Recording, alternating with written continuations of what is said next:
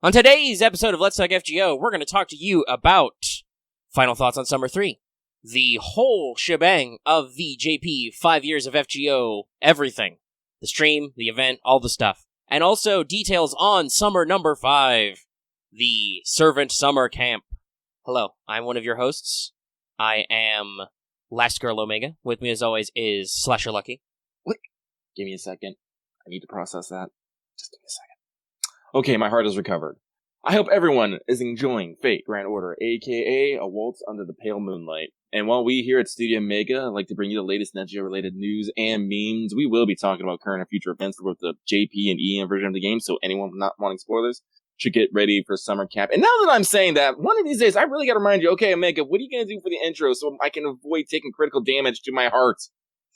Well, depending on when you ask that, I'm pretty sure I came up with that one about 5 seconds ago. I realized as I started saying me, I was like, wait, I don't have anything for me. What am I gonna be? Alright, okay, but hey, that's the show.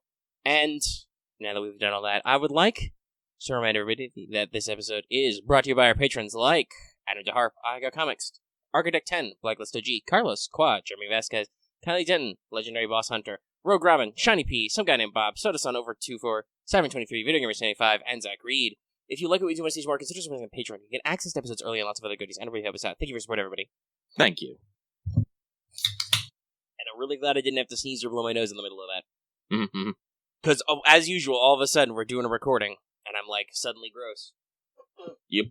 I was doing better earlier, because I did vacuum everything. Maybe sheets again. It's been a little bit since I washed my bed. Getting fluff and dust out of there. I'm not having a fluff problem. I'm having an insect problem. I'm just having little bugs everywhere. I'm like, you fools, where do you come from? No, we had a pest control recently. Bug guy do a regular spray. Being in Florida, you occasionally have that problem, but usually we skip it. Though, honestly, an insect problem, get ready for that in JP Summer, because Summer Camp, ha ha ha ha ha, I made it relevant. But we've gone on for a little bit, so let's just go ahead and check in with everybody's favorite Kohai, Mesh. Senpai, 起きてください. That's right, everybody. It's time for Wake the Fuck Up Senpai, registering for pro tips. So, this one's pretty simple this week. I didn't have anything smarter. It's just, hey, so once again, JP has updated the extra master missions, which includes further rewards for clearing story chapters, free quests, interludes, and rank ups. So don't forget, all of those things are worth Saint Courts. Just, if you keep doing them, you'll get a lot of rewards at a regular interval. If you want to know how much you can earn, we'll let you know later when we talk about the news. But for now, just a general reminder, do those. They're important. Alright. Sorry, I had to take a deep breath. Air. Oxygen's very important. Well, it especially is when you're on a show like this one, because we are going to be here for a while, everybody. We are at 3 minutes right now, and there's going to be a lot of stuff. Let's begin at the beginning with Records from the Throne, our regular achievement topic. So I got mine in first, so I'll write it. I'll go ahead and do it. I have obtained Summer BB, MHXX, and Maeve, plus a Scheherazade spook, and a full set of CEs. And all it cost me was a single activation of my wallet. I really didn't need to activate all of my wallet, but I did. I bought an 80-pack and immediately got Saber Maeve on the first 10 pull, so she just wanted my money. Clearly. I was partial. One, it was because of lots of big, chump change blowouts on the rest of the rolls after I got Summer BB. And yes, I did get a Summer BB before I got a Saber Maeve. Funny how that works. But also, Lucky was streaming, so there was a lot of stuff. We kind of sort of had a race to Saber Maeve, but it's not really fair because you were already a couple of 80-packs deep on that quest before I bought my first one, and I still won. I am empowered with the summer power right now. Yes. I did have to, though, activate my wallet, so I'm just going to sit on the rest of that Saint Courts until November. Also, in just regular cool updates, I very recently, back-to-back, basically, Bontend Waver and Zerkalot. That Ember I was farming doing a lot of EXP farming, yes. So there you go, I've got some more Bontends. Go me. Oh, also, since Lucky put it in his, I should mention, I have completed all the raids and got all my Jolters. Very important. MP5 is important. So, speaking of Lucky's side, also obtained the BB and the Maeve and an MP2 MHXX. Also completed my mail collection of male CEs, but I had to activate my Soul's Fire 4 times. I had to buy 4 80 packs. which is never a good day. No. See, I keep trying, like, Architect just posted something in Patreon chat of having an anime scene on a card. I'm like, I keep trying to do that with my bankers. Like, no, this has like Richard's characters. I'm like, just do it. They're like, no, damn it.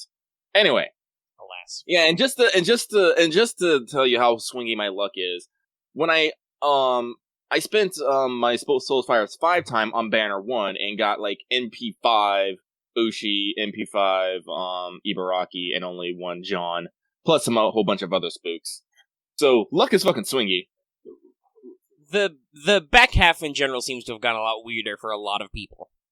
Yeah, but after that, though, Lucky got the fucking itch, and then I bought one more 80-pack so I can make both Part 1 and Part 2 even, and I got nothing. I got fucking nothing. You shouldn't have bought that pack. I shouldn't have bought that pack. And we only made back 55 of those dollars on the stream. I tried. People were generous, though. But also, no, it's a really good stream. MHXX Smile is protected, and as Omega said earlier, MP5 Summer Jelter. Oh, yeah, I'm dumb. I've been on the EXPs. Yeah, I should note that I have also protected the Smile of my. I don't think I had done Jolter, and I've obviously done now MHXX and Sabermave. BB is still at level 1 because, God, Extra sucks so much, guys. Oh, and they still haven't fixed it. We're 5 years in, they still haven't done it. Please, I mean, I literally only had one raid to do, and I waited till I had MHXX ready so I could fucking Art's team. Oh yeah, no, that's why I did. Well, one, because it was Saber Rider, and I had nowhere to put those Rider Embers, but also it was just like, also I really want to use MHXX for these raids. Yeah. But yeah, no, I completely forgot to put that in my thing. I'm doing pretty good. I just got, I just now have Summer BB in my backlog, which I will probably take care of, because I'm only like halfway through all the point ladders. Got a couple of dojins left, and I need to finish a loop so I can get my second Holy Grail or whatever. But story-wise, I'm pretty much done with the event, so just got some farming, and then back to the Ember Mines, because I have Summer BB to level, and I also have Suzuka and Scheherazade. Because you never know when things are going to be useful, guys. Plus, doesn't Scheherazade have like 2? She has an interlude and a rank up now? I believe so. She's got both. That's both worth things. Literally and figuratively. Speaking of missions, though, let's, now that we're all got all that stuff, let's go ahead and talk about, did you finish your master missions? You probably did, though.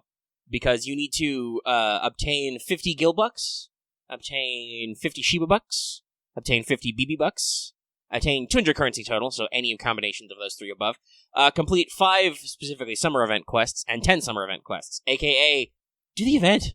Like, this is the most cruise control do the event set of master missions ever. These kinds, where it's just like, yeah, just do quests and get currency. We don't know anymore. So yeah, it was a lot of fun. Okay, alright, Lucky, we should probably go ahead, and even though we're only 10 minutes in, we should probably power on in, bull rush into the news, because man, holy shit, there's a lot. There's a lot. I mean, let's see here. There's going to be some news-related questions, too, in Mailbag later, some of which we might skim over. I think I saw a couple of duplicate questions in there, too, but... Jesus, yeah, the anniversary notes is literally a page. Literally yeah, it's a long. page. It's because they had a 10-part campaign, and then they had a bunch of other bullshit, too, so it's really long. Alright, let's start at the top. So, the anniversary theme is, in fact, Under the Same Sky. There was a stream. Mafia was there. Nobunaga cosplayed as Arjuna.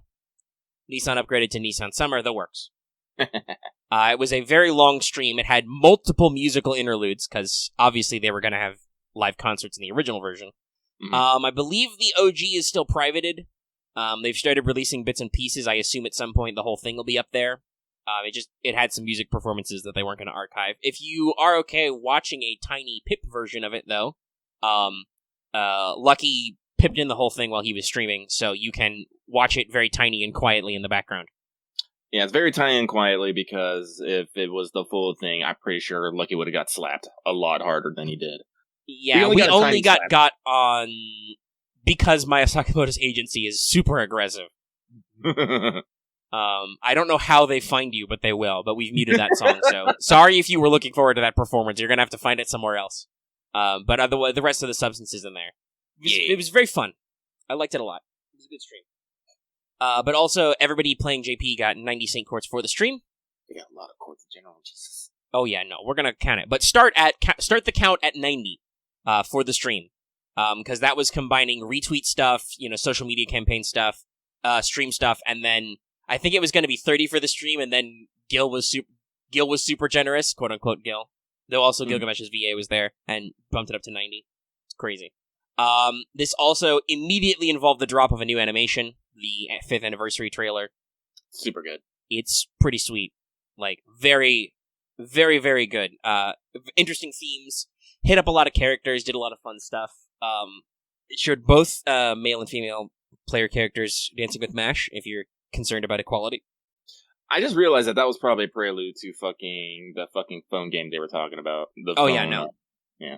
It was all... There's a whole thematic thing. Mm-hmm. A lot of thematic stuff, but it's a very interesting animation. You should go watch it like 50 times. Yeah. And then, after lots of other stuff, they brought out Nissan, and they did a 10-part campaign.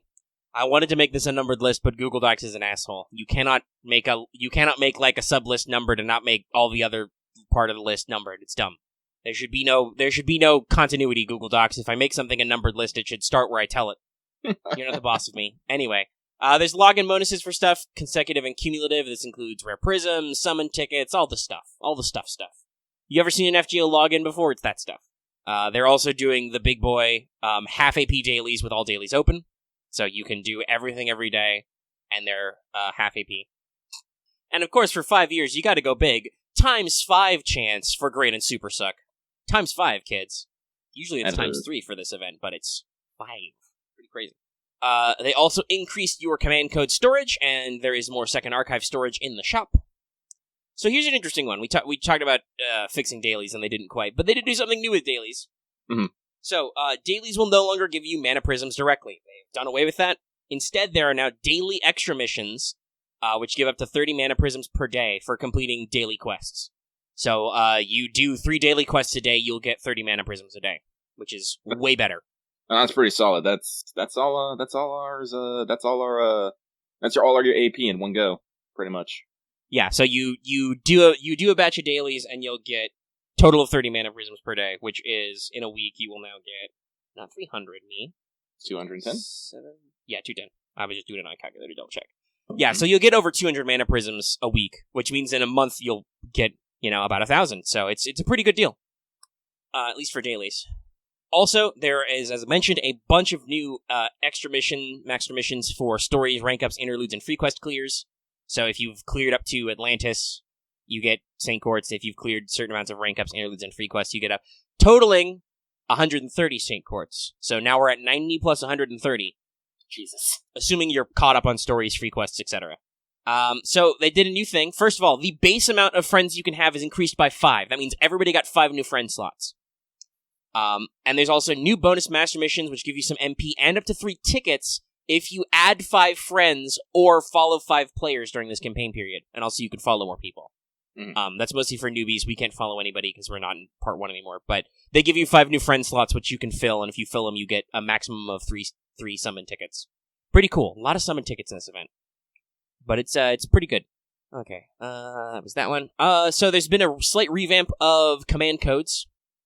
So, if anybody's experimented with command codes, as you are now, you have to spend an unlocker to unlock a card, and then attach your command code, and do the whole blah, blah, blah. Now, the way it works is they're gonna... Sorry, trying to breathe. Basically, it's a single action to unlock and apply, so you go to apply a command code to a card, you can unlock it right there. Mm-hmm. And when you use a remover, it refunds you the unlocker key and the QP you used to mount the command code. Now it's an investment. So now you can, if you pop it back, you get it back. You get it all back. Which is good. Hopefully they can maybe speed this one up, but I don't know. The next one is just the rank up, so we'll talk about that in a sec. Okay, so here is the big one, arguably.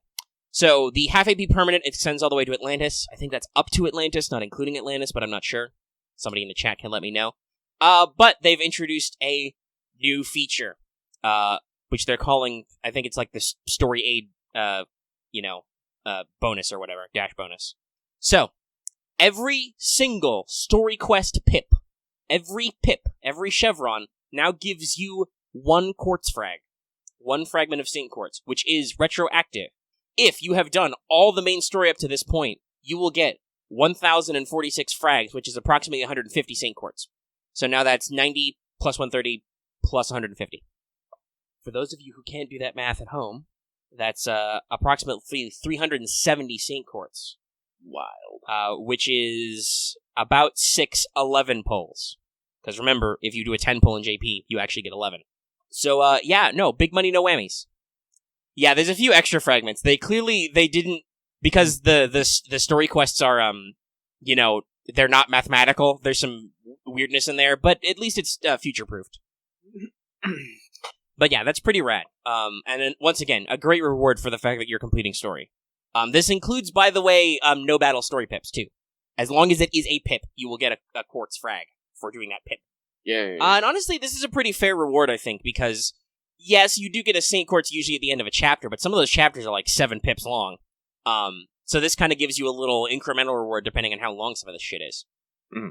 Okay, so here's the last one. The Lucky Bag Summon, now by year of FGO. From the 2015 season to the 2020 season. This, by the way, in case you can't calculate how there's the years, it's the 5 years that FGO has been functioning. Anniversary to anniversary. Yes. So, this is complex, alright? It's hard to write all this down, but I'll kind of explain it. Basically, it's still limiteds only, so no permanents. Mm-hmm. Limiteds only in that year. For SSRs. SRs includes, limited summers are in there. Actually, Lip's in there. And does that also mean Fujin is in there. Okay, so limited 4 stars are available, including summers and the others. Limited 3 stars are not available. Izo and Mori are not in this pull. Sorry. Don't know why they did it that way, but they said they did it, so there's probably some weirdness there. But in addition to this being only 15 paid Saint Quartz, and you are guaranteed 1 limited SSR, you are also guaranteed 1 SR in the eligible category. And that doesn't remove your rare, so you are still guaranteed a 3-star servant. You're guaranteed 3 servants on this paid pull. Alright? So that's a pretty decent deal for 15 Saint Quartz. And it's grouped by year, so if you're pulling in year 1, there's a fuck ton. But if you're a player who's newer, or if you missed out on some of those early units, that can be pretty decent. In year 1, you're looking at units like Okita, Nero Bride, Saber Shiki, Gil, Skahak, Bryn, Iskander, Shuten, MHX, Kintoki, Raiko, Amakusa, Dantes, and Jolter. So Jolter's in there, that's pretty big. And you've got way too many 4 and 3 stars for me to list. It's a lot. After that, the pool started getting, oddly enough, smaller. Funny how that works. Mm-hmm. The year 2 pool is just SSRs, including, Musashi, our first batch of summers, because summer happens after anniversary. Prisma Ilia, Merlin, Da Vinci, Cleopatra, Moriarty, all the CCC crew, MHXA, Gramps, Arthur, stuff like that. Significantly smaller batch of SRs, and the only Rs who can appear in this pool are Columbus and Jaguarman. The third set is our first Lost Belt set, and the second half of EOR.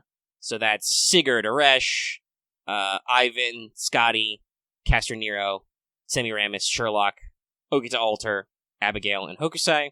Also a lot of those SRs from that period. The only Rs in this period are Hosoin of Ikebron and Salieri. So you've got another secret Salieri raid-up, kind of. Yay. The next lucky bag is our upcoming one, actually, aka Hell. This has a fuck ton of not a fuck ton, but it's got a lot of SRs still, and still a decent amount of SSRs. That's Benny Enma, the summers from this summer right now, Simeyi, Renez, Murasaki, Kama, Arjuna Alter, Shinshi Huang, Mao Nobu, Summer BB, King Protea. All the summer SRs and a lot of the other SRs. By the way, Storylock SRs do appear in this pool too. I don't know if I said that. The only 3 Rs you can get from that pool, the upcoming year of FGO basically, that we just started, is William Tell Red Hair and Asclepius. Ooh, that's powerful. And now the final one is the smallest. FGO has trended down. It is releasing less and less new units. Though some of that is due to the delays, I'm sure. But that includes a lot of big names. Saber Astolfo, Seishanagon, Super Orion, Romulus Quirinus, Rider Da Vinci, Summer Musashi, and Summer Artoria Ruler, Space Ishtar, Voyager, Consort Yang. The only SRs it includes are the Summers, and then Calamity Jane, Canis, and Kyokoyo. And the only R is Mandricardo. So if you're not full on Mandricardos, do the last year. So, no, it's not going to be shenanigans, NA, because it'll be in the 5th year and we'll have done all these events. All of these will be out. Because remember, there's a lot of faff in year 5, which we're all going to trim out because we hopefully won't have COVID delays in 2 years, please. And even then, we really shouldn't have that much. So, we do all the events beforehand. Like, the only thing will be to make sure that we do Olympus, and the Requiem collab beforehand. That's it, which we will. We'll do those a month early. Those were done way beforehand anyway. Because the new summer is obviously not in this. Now, some people are going to ask, oh my gosh, what banner are you going to roll in? I have no fucking clue. Literally, there are 2 years in this that haven't happened. I literally can't know until those years happen. Like, sometimes you can kind of take some predictions about where you're leaning, but this is like, no, I have to pick by year. I'm probably going to skip year 1, even though that's got some units I want. I also have a few of those units already, and it's got a lot of other stuff in the SR and R category. I would probably, at the moment, brave an NP2, unlike my Sigurd, Uresh, and Abigail or Hokusai, to take a chance at that, because I have honestly missed quite a few people out of year 3. So I could take a swing at that, maybe get some more Salieri's, but I don't know about year 4 or 5 yet, so I can't answer this at all. Yeah, no. Lucky's in the same boat. It's between years 3 to 5, but 2 of those years, well, I don't have clairvoyance. Yeah, because you got a lot of... You and a lot of people have a lot of early year 4 hell. Yes. Or technically mid-year 4 hell, because of the way it works with FGO years. But yeah, no, it's going to be a clusterfuck, and it's going to drive a lot of people to those years. Mm-hmm. It's very interesting, though. I think it's an interesting style, and it's still limited on the SSRs, so no need to worry about your permanents. But yeah, that was a long time spent on that. Let's see. There's also Da Vinci shop bonus, extra items in the MP and RP shop. We also have a new seasonal CE, Idol Maker. It's Merlin in a faux costume. It grants you, when MLB'd, plus 5% Master and Mystic Code EXP. It's pretty good. It's fairly decent. You can combine them with a lot, so you can farm a lot of EXP if you need to. Mm-hmm. So, the special banner, the new banner that's a banner, is SSR Caster Artoria. Gee, guess what class she is? You've also got Da Vinci small rotation with last year's CEs and the rotation with new ones. Castoria also has a trial quest for a summon ticket. By the way, on this channel, the official nickname is Castoria. We're doing it. It's really easy. Also, yeah, no, it's not Proto Merlin, none of that. It's literally, her name is literally Caster Artoria. Yeah. Or Artoria Caster, technically, with parentheses. But yeah, no. It's but simple. By the way, the mystery reward for the final memorial quest was a new command code. It's pretty baller. It gives you 5% NP gain on the card. I think I was just talking about that a couple weeks ago. I was hoping they'd actually have NP gain and stuff. So... Yeah, that's good, and it's only a 3-star, which means they could come out with 4 and 5-star versions. Wow. But yeah, so it's pretty interesting. All right, let's hit up the remaining rank ups from where we left off. I believe last time we were here, it was David and Raiko was with David? No, it was an assassin. It was Consort U. That's right. Very relevant. But yeah. So shocker. But the next one was Lancer Archer. Nezha's NP damage and burn damage was buffed. That's going to answer a question later in Mailbag. I saw somebody talking about damage over time. So her burn is now 3k for 3 turns, I think. Oh, that's dangerous. And her NP damage is boosted, of course. So Arjuna's battery skill now gives him NP per turn for 5 turns. It's 10% for 5 turns. So really gives him some consistency. Almost like they want him to loop, which is probably they do, because he's got an arts NP. Weird. Weird how that works. Weird that we're doing a lot of stuff for arts, Lucky. I wonder what that could mean. Caskill got his NP buffed, shocking everybody. It now does more damage, and it gives the party 30% crit plus for 3 turns. So now he has a crit damage in there as well. I mean, it's really good because of his, is it his first skill? Yeah, his first skill, I believe, is the Stargun one. Or, is it his second? It's his first, I think? I think he got a charisma in there, but I think it's his first. I think his charisma is second, then his arts is third. I could pull it up and check, but I don't want to right now. My phone's charging. Doesn't Arjuna have a Buster NP? Is Pashupata a Buster? I think it is. Because maybe that's why they need to give him the buff, because he can't do sweet loops.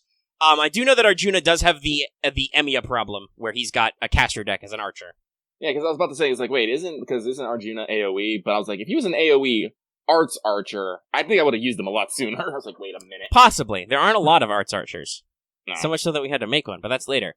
In the first most controversial strengthening that everybody forgot about immediately, Musashi got her NP upgraded. She now does extra damage to moon cancers and alter egos. It's times 1.5. It gives her class advantage on his NP. I think that's pretty baller, honestly. Yeah, against it.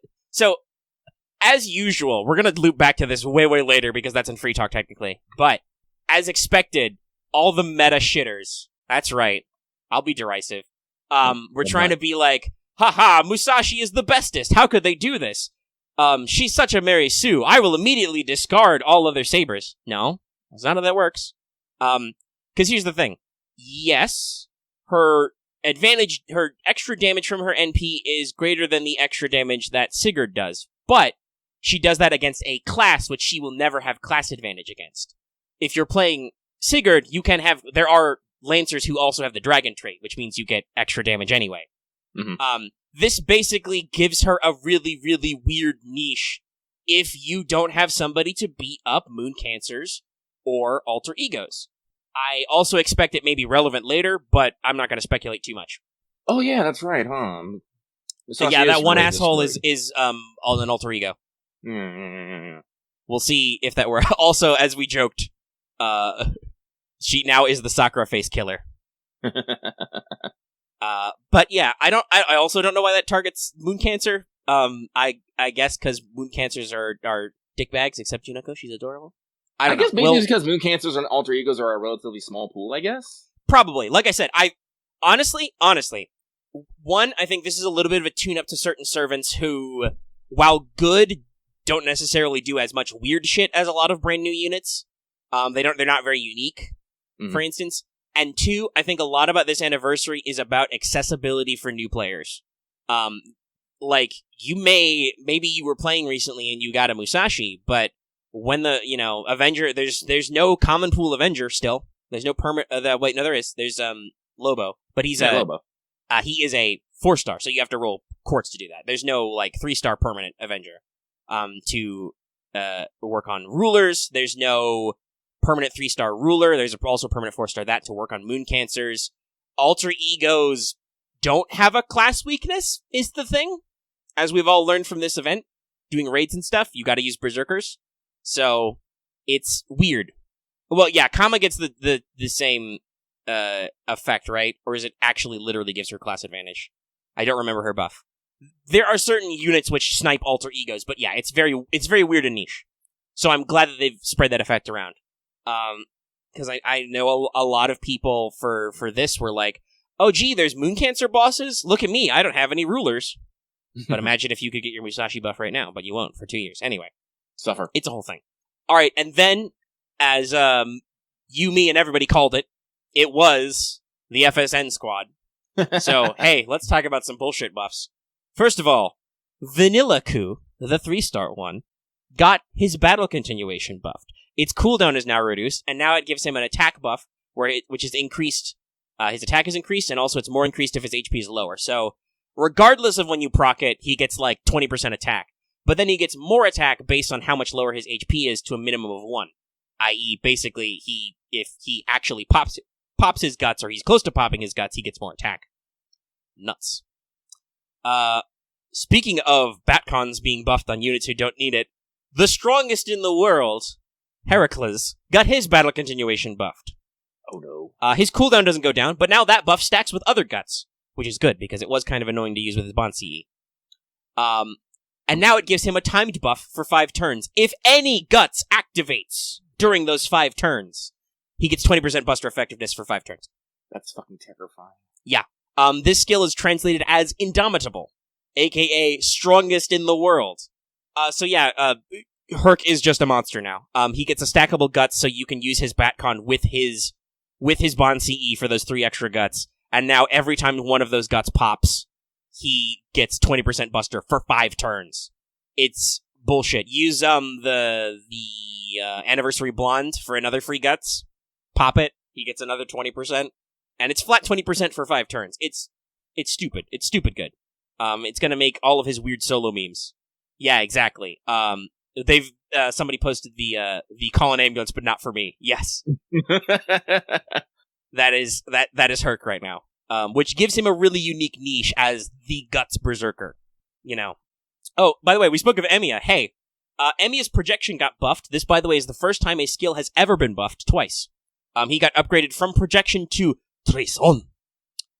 First of all, not a lot of people mention this because I don't think a lot of people caught it, but the numbers on that projection buff are increased. It is now a full Rainbow Mana Burst, 30 to 50% for one turn on all card types. And also, he can now pick what his NP is for one turn. It can be Buster or Arts. AKA, it's always going to be Arts when you pick that one. So they gave him a soft Space Ishtar.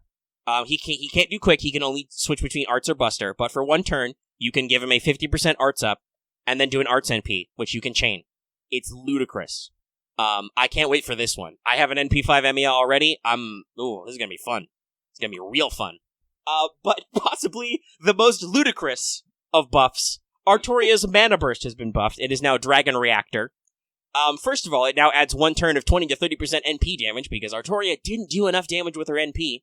And also it makes all of her cards Buster for one turn. No, not all of her cards show up as Buster. Only her Busters show up.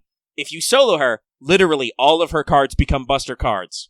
It's like that one dumb meme about Saber Alter, but it's regular Artoria. Basically, so long as Artoria has two cards on her NP turn when you pop this Mana Burst, you will NP BB chain. As I like to call this buff, it's basically Artoria's like, oh hey, are you on your last HP bar? You're dead now.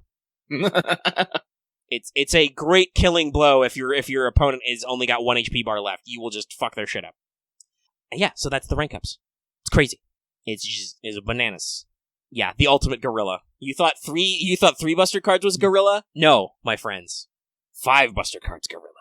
I gotta be honest, I hope they work this type of buff to some other servants. First of all, theoretically, from a lore standpoint, Mordred should be able to do the same thing, but I'm not gonna complain yet. Scarlet Lion is really good, or Cigarette Lion, whatever the fuck it means. Whichever one.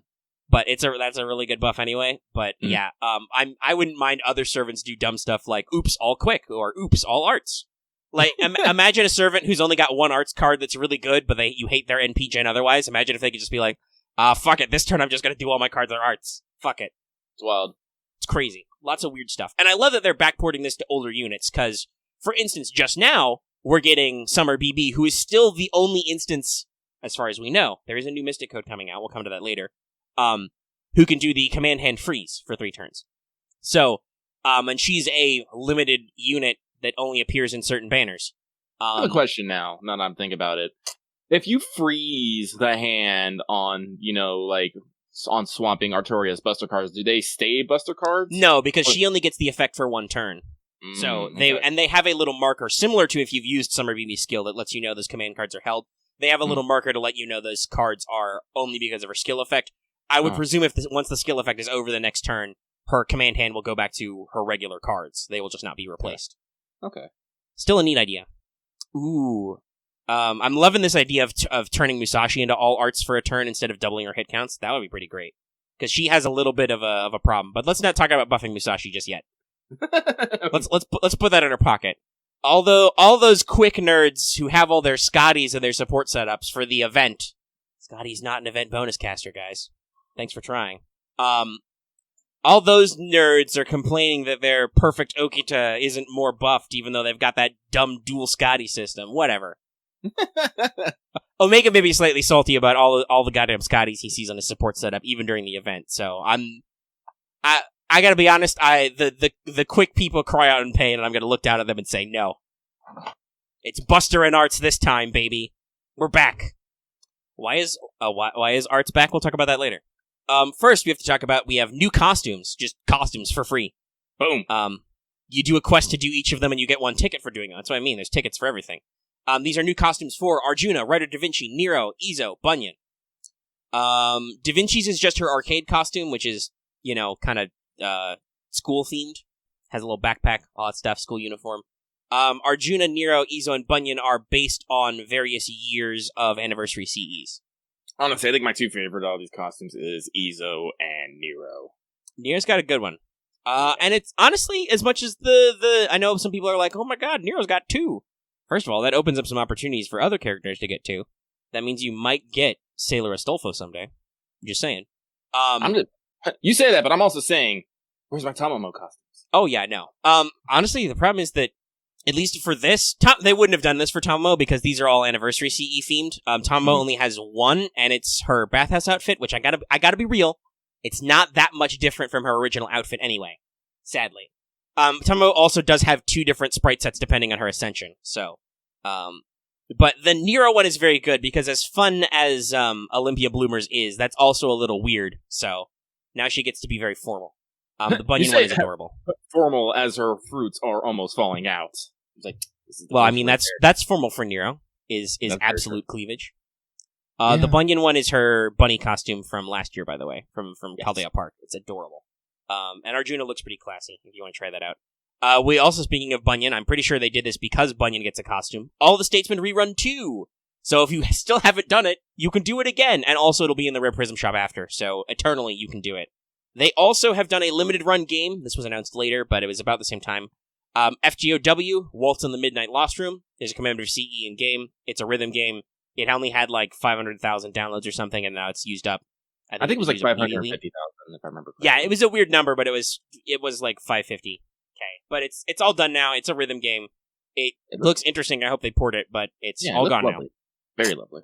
Yeah, to be exact, like, they literally had the performance with Saimamoto, and then it's like, there's gonna be a trailer afterwards, watch, and it was just a trailer of, looks like the Master talking to Mash, and it was just like, oh man, these models. It's like, oh man. Yeah, they got that slick 3D modeling. Mm-hmm. But Anniversary was packed. Like I said, Iowa stayed up for it, Omega stayed up for it, we watched the whole thing.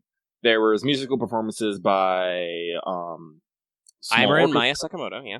Yep. Which include, by the way, Aimer sung songs that had never been sung live before. Oh, yeah. It was good. They also did a medley of some various event musics and stuff, which is on YouTube now. It's about 10 minutes, you can watch it now. And there was a lot of stuff. There was a really funny Gil-themed quiz with Gilgamesh's voice actor, where he trolled some people. There was a lot of guests. Oh yeah. Let me see if I can name them all. Holy shit. Okay, hold on. I can't give them their name. I can't give names. Heck. Tanaka, Nidokris' voice actor. Get that right? It's hard to remember her and Minami because that's MASH, because they're always together because of the Chaldea radio. But those two were there. Yeah. We mentioned Nobunaga was there, cosplaying as Arjuna. Tsuruka-san was there. Arash. Aoyuki was there, looking adorable. In a kimono, with cats on it. Yukata with cats on.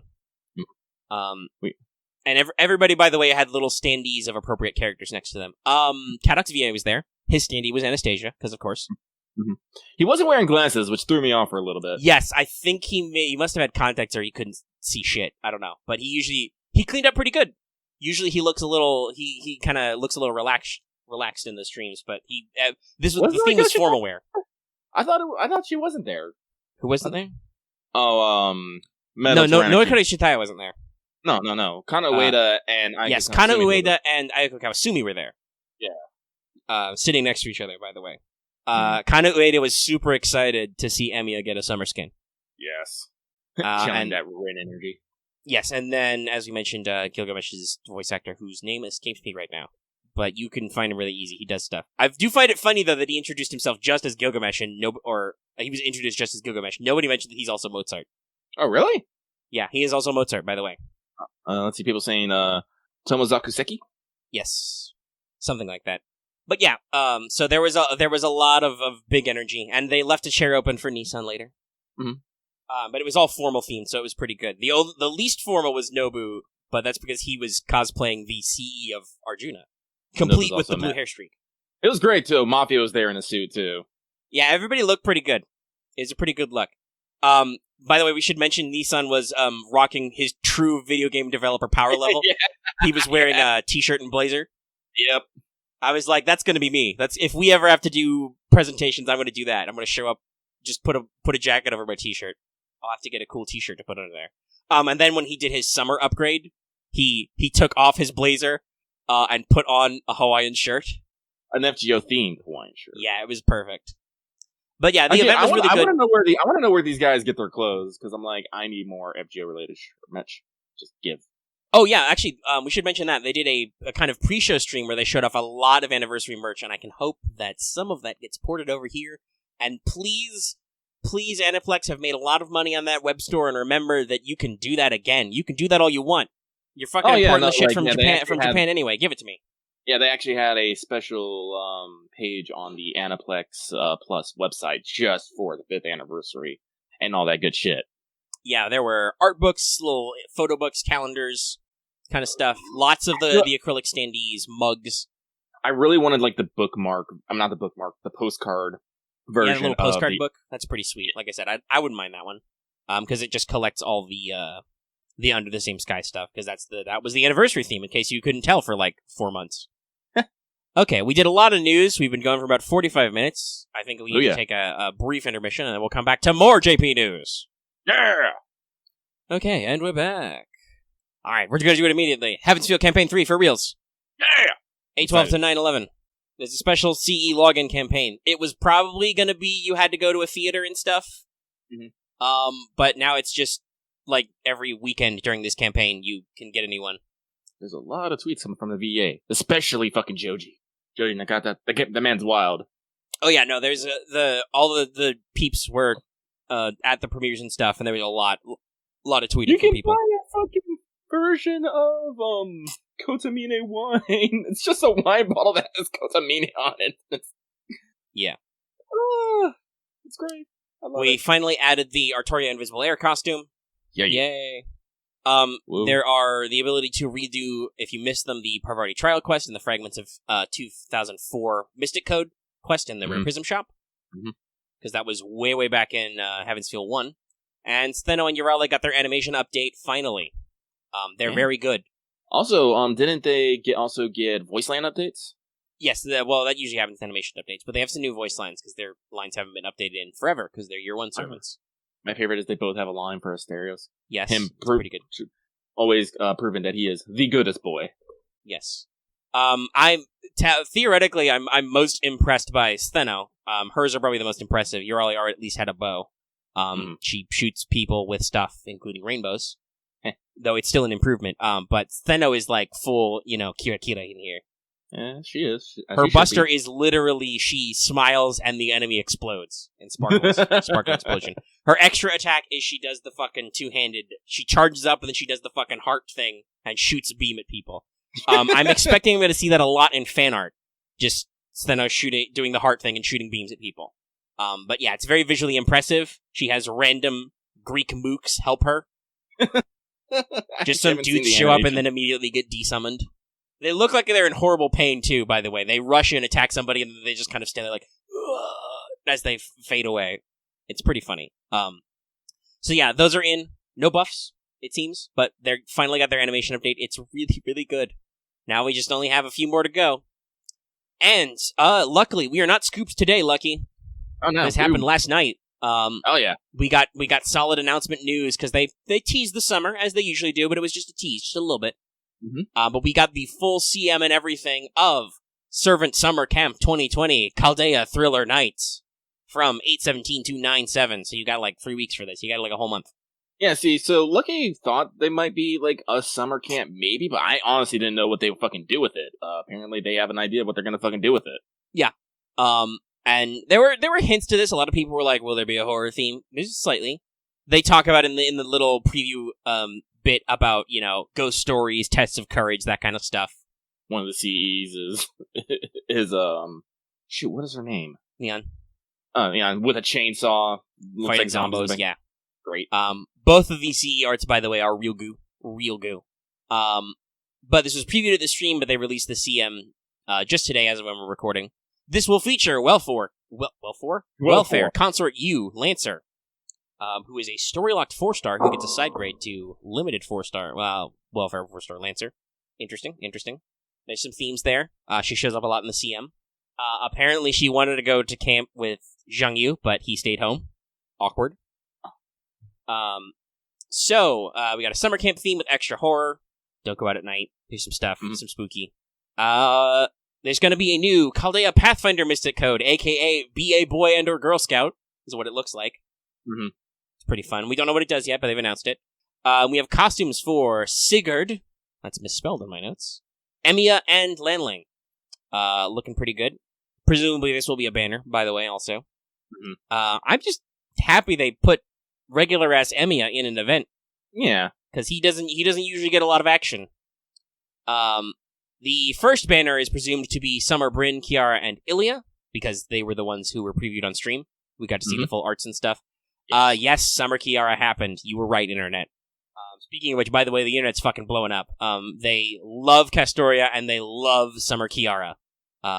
Much, much, much smaller work on Summer Bryn and Ilya, and usually the Summer Bryn stuff I've seen has been with Sigurd. I'm expecting a Murasaki and well, we haven't got to that part yet, but yeah, they show some more in the CM.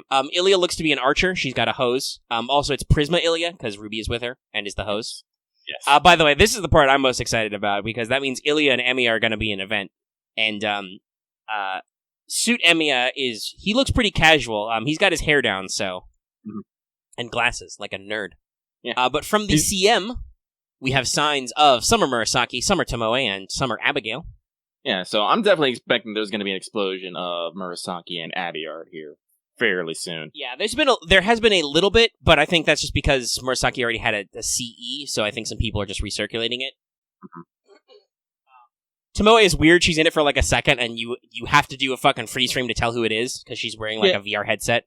Well, like, I knew it was Tomoe just because it's probably the only fucking servant that we have, summer servant that we could have, that would go to a summer camp and be playing video games.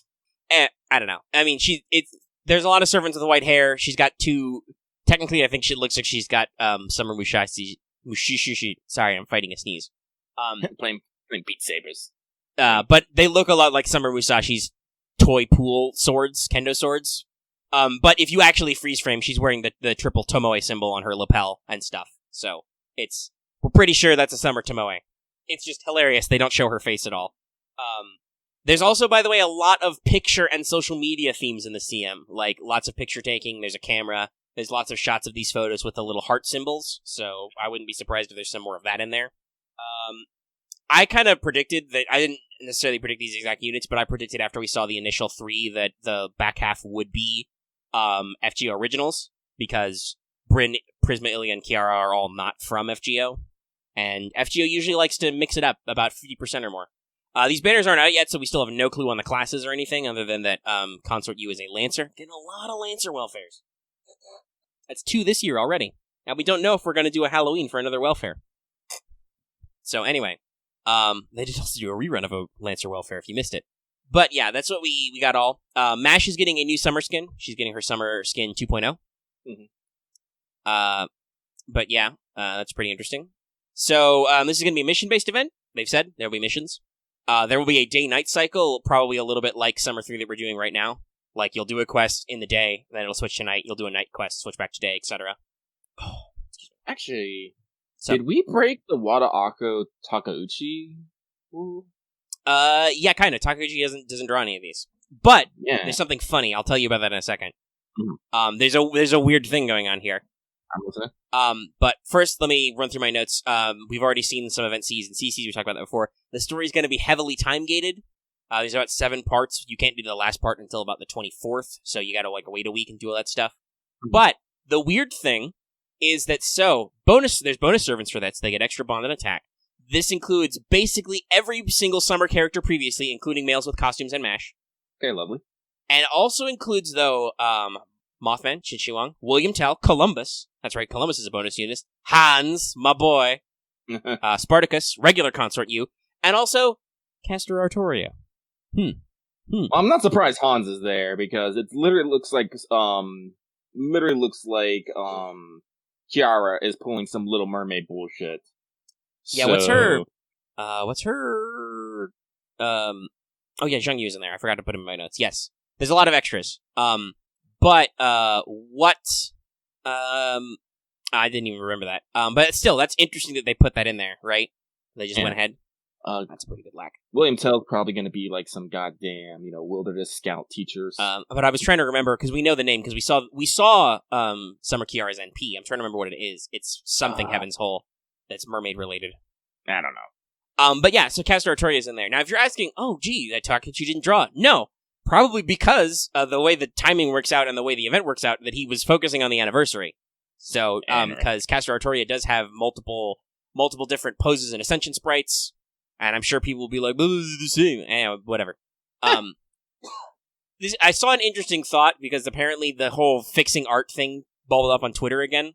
Oh, yeah. I don't know where it started, but I saw several artists that I follow comment on it.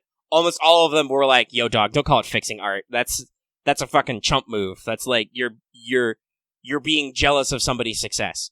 So I will still, I will feel vindication in my opinions of people who complain about art in certain ways. But yeah, it's they're going ahead and they're bringing in the meta, and she's a very high level. I don't think she's going to be an event, actually in the event story, but it's interesting that they're keeping this like, oh, we got a brand new unit that you've rolled for who counts for stuff and is going to be very useful and stuff. It's interesting.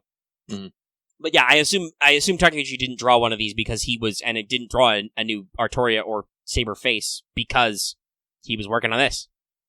Also, yeah, we don't have in none of these do we have a Saber Face. Interesting.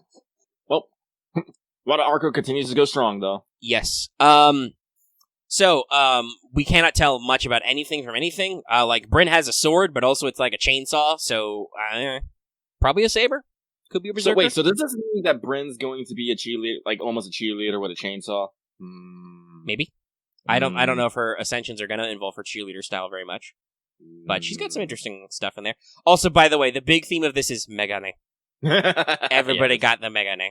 Especially, Summer Bryn. But also literally all the male costumes. As I said, Ilya is probably an archer because she has a hose, clearly, obviously. With Kiara, I'm gonna guess Moon Cancer. I'm gonna guess they're gonna cross-class her to Moon Cancer, but they could do other stuff. And I say that because I'm pretty sure Abigail's gonna do the reverse Summer BB thing, and she's probably gonna downgrade to a 4-star foreigner. Because I really can't see Abby being any other class. But we'll see. We'll see what happens. If I remember, hang on a second. Didn't they still have the keyhole on the... maybe not. I can't remember. Hang on, I gotta pull up the CM real quick.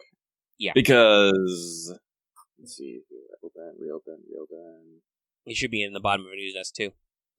Oh, yeah, they're saying she has the key. Yeah, she still has keyhole it, and when I saw the image, I really think that she's floating upside down. She is. That fucking lake. They do actually. There have been people who've done the freeze frame. She is underwater, but she is sitting in the inner tube under the surface.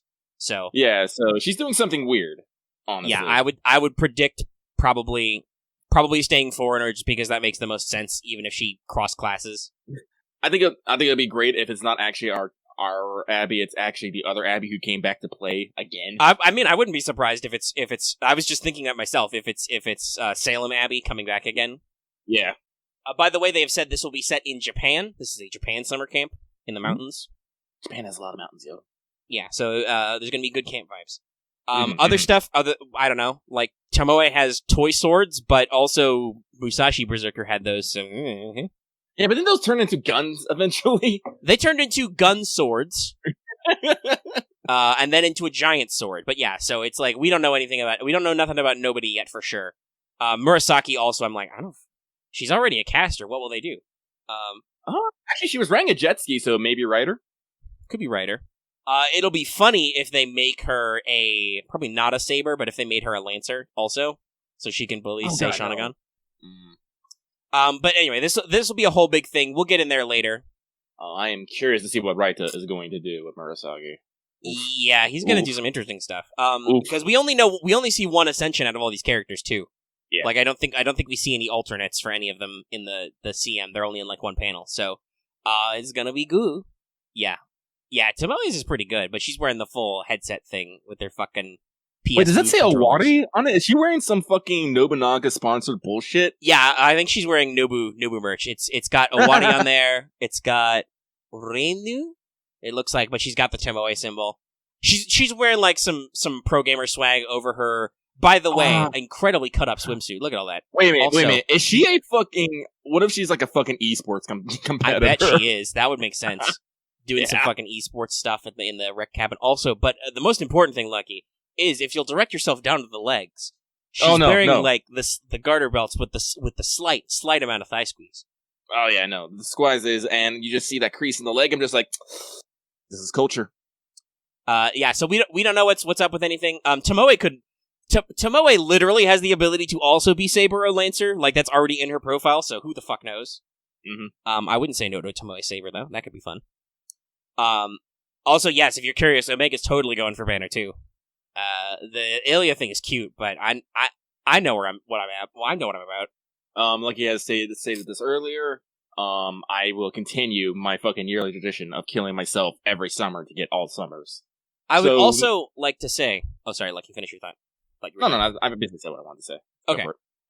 So this, like all summer events, this only requires you to clear Fuyuki.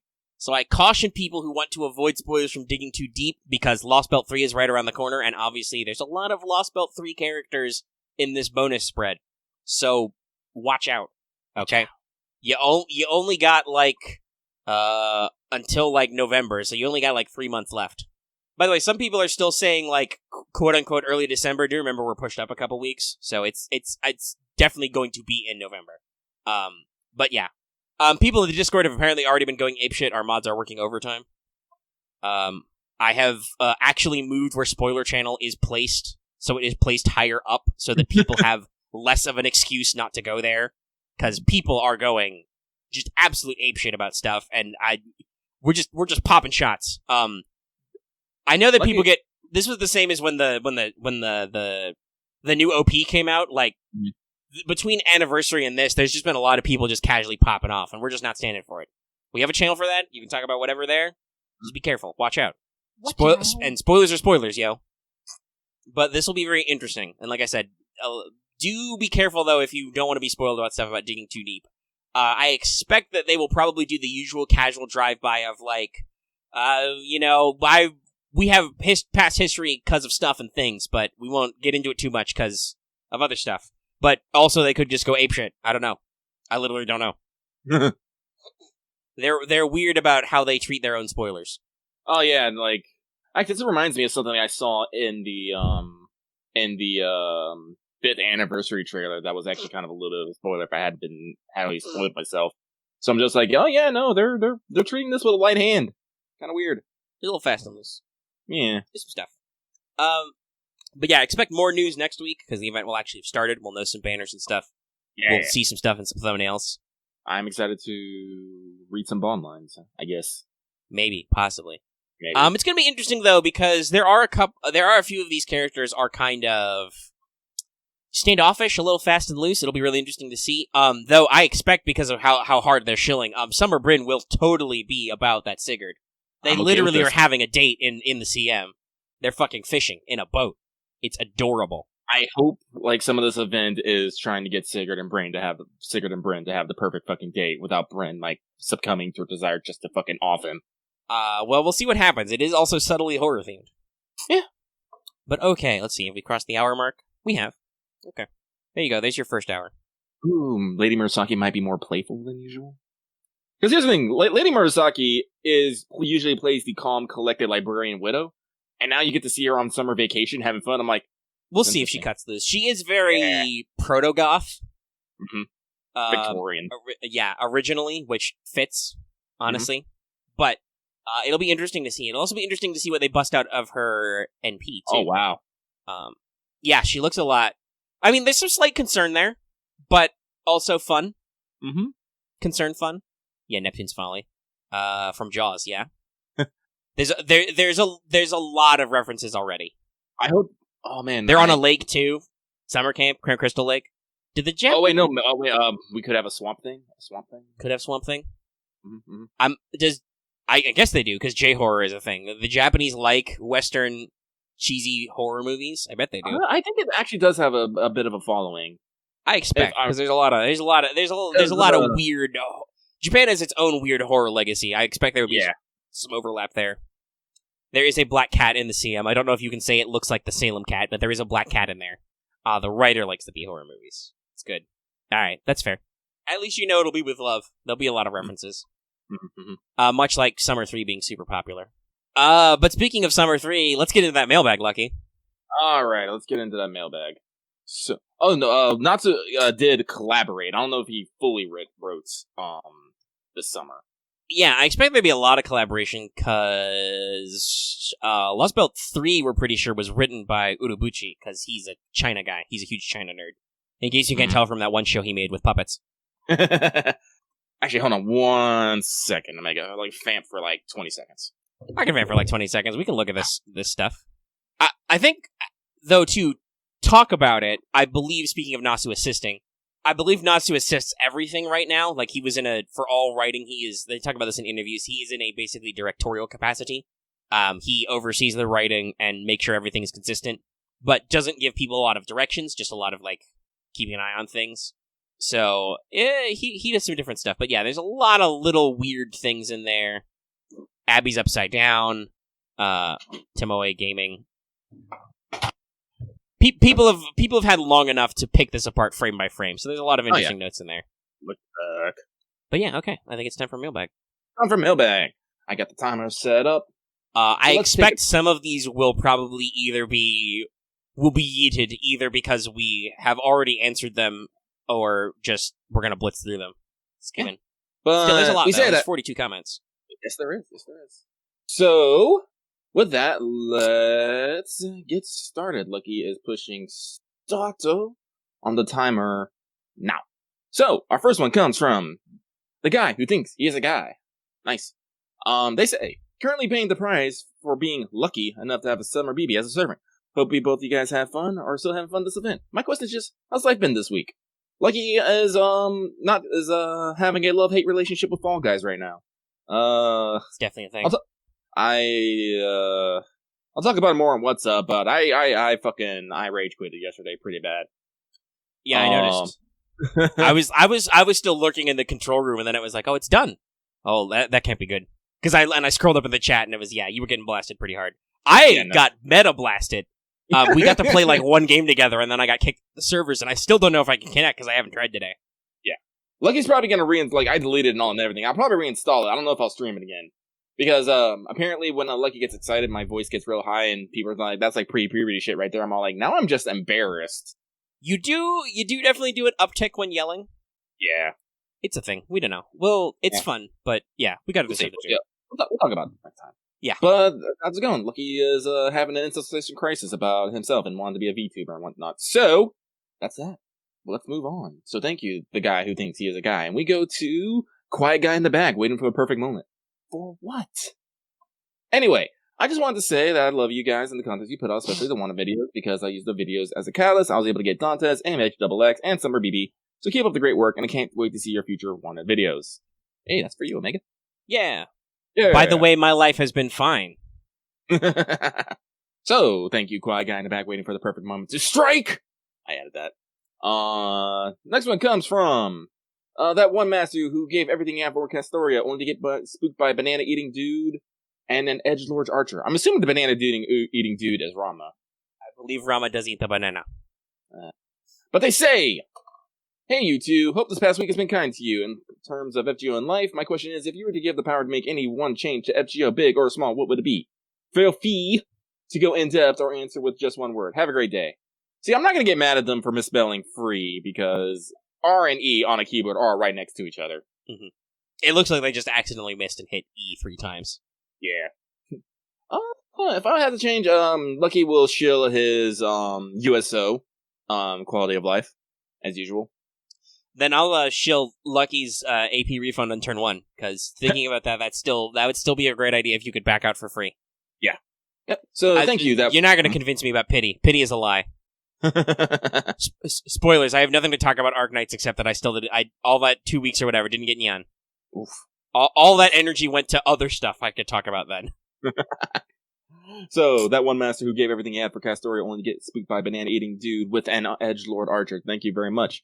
This next one comes from a seeker of Casino King Bun Bun, who says, no grand question this week, just wondering if my fellow card flipper has seen the FGO fan comic of Ozzy, Nito, and Gil and Karna playing Yu-Gi-Oh! Hope you're doing well.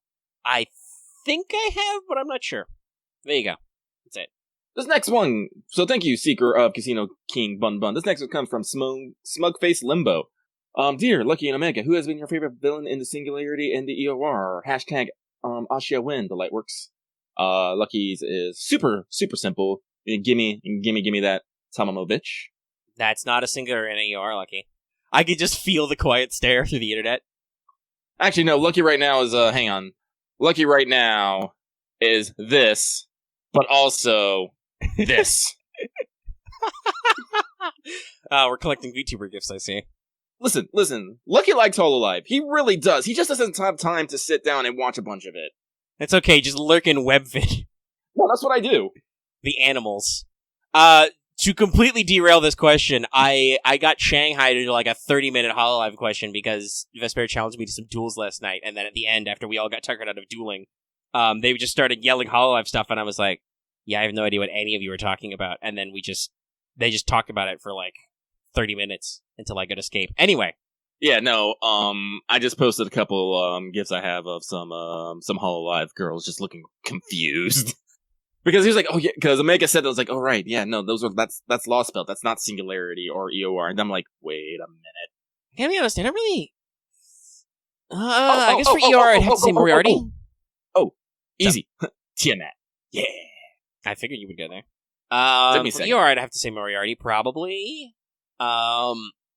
Singularities, I don't know. I mean, it's weird. On my end, like, yeah, Tiamat's cool, but I don't know if she's my favorite. She doesn't have a lot of agency.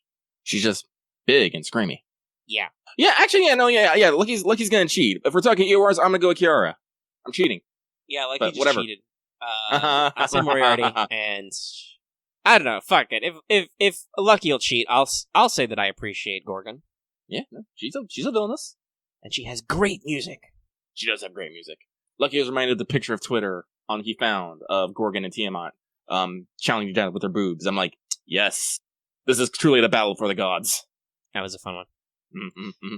So, Smugface Limbo, thank you very much for your question. And this next one comes from the guy who cleared all the waves while watching the anniversary stream. I think it went, because it went live that exact same day. Yeah. Well, yeah, because you started your roll stream and then you kept going long enough for the anniversary to start. Yeah. Okay, so they say. Dear Lucky Omega, now that we have an Artoria for every support slot, I was wondering who your favorite Saberface servant is. If you also feel like giving your favorite Rin or Sakura faces as a bonus, that'd be great too. Thanks as always, and keep up the good work. Like 3 Rin faces, and they're all... Well, okay, Aresh and Ishtar are kind of separate, but also not, so they're all basically the same person. That's just cheating. Actually, I'm actually going to try and find the official Saberface trait list. Let me see if I can get a catalog. Okay, okay. I'm going to go with Saberface. It's a harsh browns, but I think it's probably got to be mortared. Still, here I'll take a picture for the audience at home, so that they too can play this game. Lucky will probably have a more of a debate about which is his favorite Sakura face. That's true. There is also Summer Ishtar, who's also literally the same person. Shoot. But there's your Saberface list. I have a hard time deciding between Lip and Melt. Like, Melt's sassy, but Lip is... I honestly, I like a lot of my different Saberfaces for a lot of different reasons. Like for example, I like Nero because it's like, I look at Nero, I'm like, who's this sassy child? Just strutting everywhere. I'm like, this amuses me. But then I look at Nero Bright, I'm like, this is a sassy child, but this is my sassy child. So it's like, See, this is the problem. This is the problem with being a fucking harem protagonist type. It's like, I like all these girls for all different reasons. It's hard for me to pick which one is above the other. I'm just like, heck. Mm-hmm. This is why you don't have the skill harem protagonist EX. It fucks you. I honestly don't know. Lucky doesn't know. Honestly, I'm probably gonna, I'm probably going to say, MHX Alter.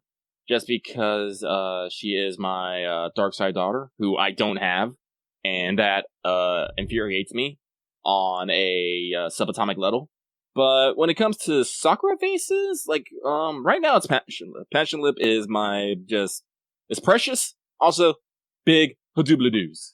Also, giant fucking claws. I don't care. I think those are awesome. It's like, holy shit. Humongous Hanaga hooves. Oh shit, Leggy. What? Well, you know how you said about the internet and some of Murasaki? Yeah. Regura has already drawn something. Well, of course Regura's drawn something. Regura was having a goddamn freak out. He's like, he said he is already fucking dying. It is technically safe for work, so I can post it in art dump. Yes, Regura is a doujin artist who has this really bad, well, I won't say bad habit, but he likes to draw, how would we say, commanding women. Women who make you lose all power. Very strong, femdom themes. Large, physically imposing women, sometimes. Yeah. Also, a little bit of the spookum themes. Oh, yeah. Regura's drawn some creepy porn. Don't ask me how I know that. But anyway. Yeah. I'm gonna retweet that. Oh, Leia has already hearted this. Mm-hmm. They can join me in the disappointment about, or she can join me in the disappointment about, no, Summer Medusa. R.I.P. Maybe next year. But yeah, so Passion Lip is Precious and Lewd, which is like, hey, column A and column B. So, with Rin Faces, though, it's gotta be a Resh.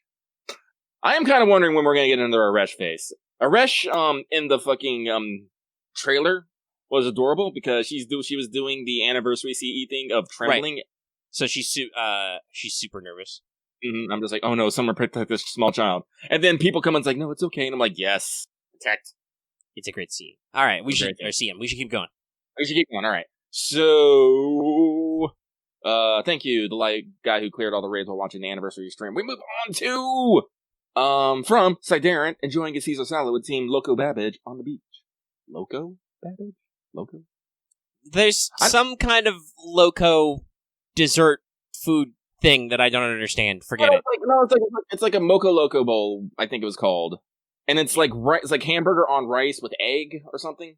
Whatever. It looks delicious, but I don't understand. Whatever. Anyway, they say, how's it going, Studio Make? I hope everything is going peachy clean. Just wanted to know, you guys rock. Well, you rock too, man, enjoying Caesar salad with Team Loco Babbage on the beach. We're gonna move on. Oh, okay, this one got some words. But I'm gonna read it, and then I'm gonna judge you. So, this comes from a whale on the beach,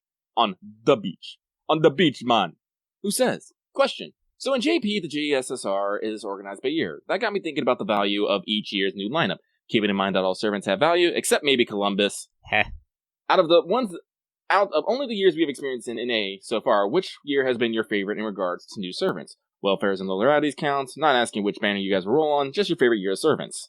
Also apologize to the dedicated Columbus fans out there. Okay, you are forgiven. Because Columbus does have some dedicated fans out there.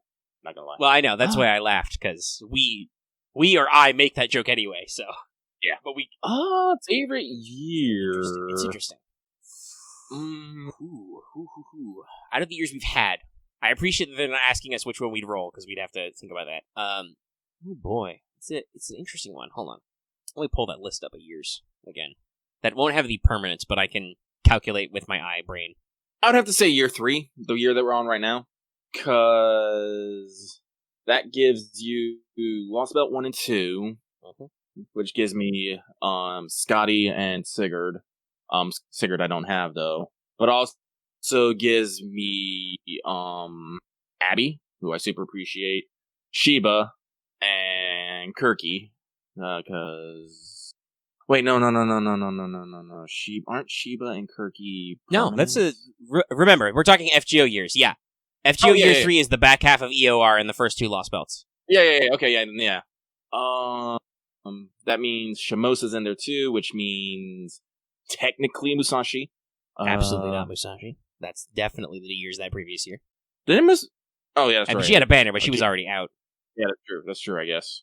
Which, by the way, is why Omega's leaning towards year 2, because that has Musashi and Ishtar. And true. Gorgon in there. And Summer Mordred. And Da Vinci. It's great. It's really... 2's a good year. 2's a solid year. Let's go with 2. By the way, Lucky, Kiara and MHXA are in year 2. I know. That's the problem. I know. It's rough. It's... Especially when thinking about it in FGO year terms. But 2's a pretty good year. I think I'm going to go with 2, me. Yeah, I'll go with year 2 as well. Fuck. 2's a solid year. 2. We'll see how 3 to 4 goes. That's gonna be a year. Isn't Aresh year 3? Yeah, I said Ishtar. Yeah, no. I'm talking to the chat. Oh yeah, people are talking about it. No, so Arash is definitely your 3. So, Well on the Beach, thank you very much for your question. This next one comes from God and Cockroaches. By the way, Lucky, did you miss one, or is it lower down? No, I just did Well on the Beach. Underneath of that is God and Cockroaches. Well, you would have been a while ago. What? I'm looking at it in order. It's weird. It might just be different. We'll see if you get to it later. Yeah. Anyway, God and Cockroaches. Their question is, are there any servants, ones we don't have, ones we do have, or new forms of ones that we already have, that you want to be a specific role? Example, making Mordred as a butcher support, or making Tamamo into a wall through multiple taunts. The examples are just there to make sure my question isn't confusing, not ones I want to make. Even if Tiamat becoming a wall to show her love would make sense. I'm gonna say no, because here's the thing. We're Studio Omega. We don't actually give a fuck about that stuff. Like, if we're talking about making servants, yeah, sure. I'll take another Mordred. I'll take a Tiamat, whatever. What do they do? Don't give a fuck. Don't give a fuck. Like, I don't mind units that have unique and interesting gameplay or do new things, but I at no point associate that with me liking a character. Absolutely not. So no. No, like no, yeah, basically. Yeah, no, I'm sorry, unfortunately it's like so yeah, the question is no. Lucky's the same way. It's all like Lucky has literally no idea what any of these summer servants do. Right now he's like, give them all to me. And in fact, nobody does, except Delightworks. Yeah. But we're already queuing up. It's all like, I have got my ticket. It is number something many zeros. And I'm just waiting. Just gonna wait. Like, actually, see, see here. Oh man, we're gonna get we're getting a lot of quartz. And if I don't blow it, I'll immediately on Castoria. That might be a nice little fucking, fun for summer. Yeah, there's gonna be a little bit of a nest egg. You gotta make your choices. I'm gonna take some swings at Castoria. Oh, I totally am too. Like I said, we're gonna get into it later, but I really like Castoria's kit. And I need her and Tamamo to share the fucking winner's podium and destroy everything. So, God and Cockroaches, thank you very much for your question. We're going to move on to a man waiting and hoping, who asks, if you could pick any type of outfit to get its own servant lineup like swimsuits, do what outfit would you pick? That is a grammar, yes. Okay. It took me a second, because there is a stark lack of comma here. Yeah, it's a little bit of a run-on sentence, and also there's an extraneous grammar in there. Get his own servant swim, because yeah, actually, it's like there's also a double space in this line. Yes, there is. So actually, this reads that if you can pick any type of outfit to get its own servant lineup like swimsuits, do what outfit would you pick? What outfit would you pick? Let's just steal from Fire Emblem and go bride. All right. Yeah. Brides or bunny suits? Double up. Give me an Easter theme. Ooh, bunny suits. I love, like, I definitely agree with brides and bunny suits. So let Lucky think for a hecking second. I would also like to propose maids. Maids is also good. Look, actually, honestly, Lucky would probably actually say workforce. Oh, like office ladies? Office ladies, police officers, firefighters, nurses, doctors. Assemble the village people. Like, can we make an FGO folk song to the tune of YMCA? I challenge you, audience, in the comments. But yeah, like, I don't know. They could be what's the uniforms word? A fetish. Yeah, just a uniform fetish, I suppose. Before I stumbled on maids, I was trying to think, does casual count? I was thinking that too, but we actually that's more of a costume theme, you know? Yeah. Fetishistic, maybe. Anyway, so that's what Lucky says. So thank you, a man waiting and hoping for your question. We're gonna move to this guy, the guy in need of Ren's thighs. Question. Hey guys, having a good day myself. I never asked. Question is what would you say? Oh, okay. Again, commas, people. They're very important. What would you say to get new people interested in Nasuverse? I would say if you have a preference, I'm sure you will find it here. What about you? Thanks again. To get people interested in the Nasuverse? Fuck. Listen, one does not cross into the Nasuverse lightly. I mean, it's pretty easy. If we can go Nasuverse, I'll just tell them to watch Kar no Kyokai. That's pretty self-contained. It's pretty early, pretty too. Self-contained, yeah. But then people are gonna, start, that's where you start. But if you want to start going deeper, that's when you have to, you just give them the fucking Nasu fucking wiki, just say, go fucking nuts.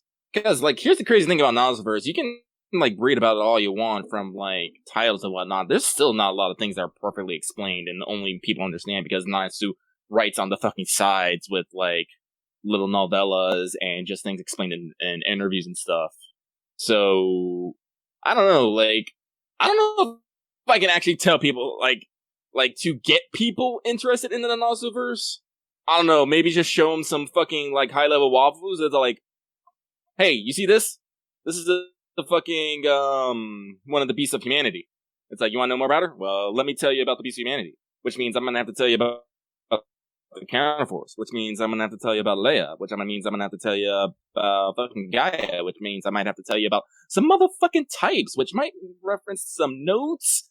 But then we're going to have to cycle this all back around to fucking, Kar no Kyokai and... It's very complicated. Fucking Tsukihime. Very complicated. Jesus. So clearly, waifus. Just show them some weird esoteric waifu and be you want to know more about this girl? Boom. Play FGO. Yeah. Let's see. So this one comes from Merkava. Excuse me. Hang on. I'm doing this wrong. Thank you, Guy in need of rent thighs. There you go. This next one comes from Merkava Main spinning a giant pieces with his noodly arms. They ask, who are your favorite VTubers? So, as I said, Lucky's getting into VTubers, specifically Hololive. Right now, they recently just released their 5th generation, and, Lami is fucking adorable, but she doesn't have anything out right now. Korone, top percent.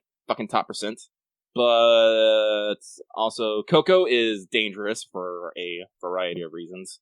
But other than that, Lucky's not too familiar with VTubers and whatnot. Yeah, I don't know enough to say I have a favorite. Yeah. We watched little clips. Remember back in the days when Keys and I first started, that was pretty funny. Mm-hmm. Still putting out stuff. Mm-hmm. I don't think that's relevant right now. Yeah, so, I don't really say I have a favorite. Yeah. Pekora is adorable and terrifying at the same time. You should actually watch the compilation of her playing fucking Fall Guys and her just screaming at everyone. It's great. Fall Guys does make you scream. It does. So Merkava Main spinning a giant pizza with his noodly arms. Thank you very much. We move on to Rube. Breaks a tear every time he watches the 5th anniversary trailer. Breaks a tear.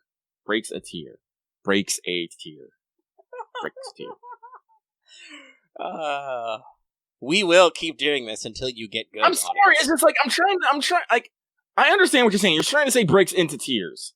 But it's breaks a singular tear. Yes, that is not in English, that is not the correct grammatical way to format that. I'm Lucky, listen, Lucky's not actually throwing that much shade at you because, let me tell you this right now, Lucky does not English good at fucking all. And sometimes I catch myself, sometimes I don't. And when I don't, some people make fun of me. Sometimes they don't. But let me tell you, if I catch you doing it, I'm definitely making fun of you because he who laughs at others is also laughing at himself. Kind of thing. Another one could also be shed a tear. But usually you don't say. Usually you don't combine the two. You shed a single tear. You don't break one tear. Anyway, question. Hey guys, hope all is well. As for the question, which servants would you like to have gotten a costume based off their anniversary CE? Also, as always, good luck on your future roles.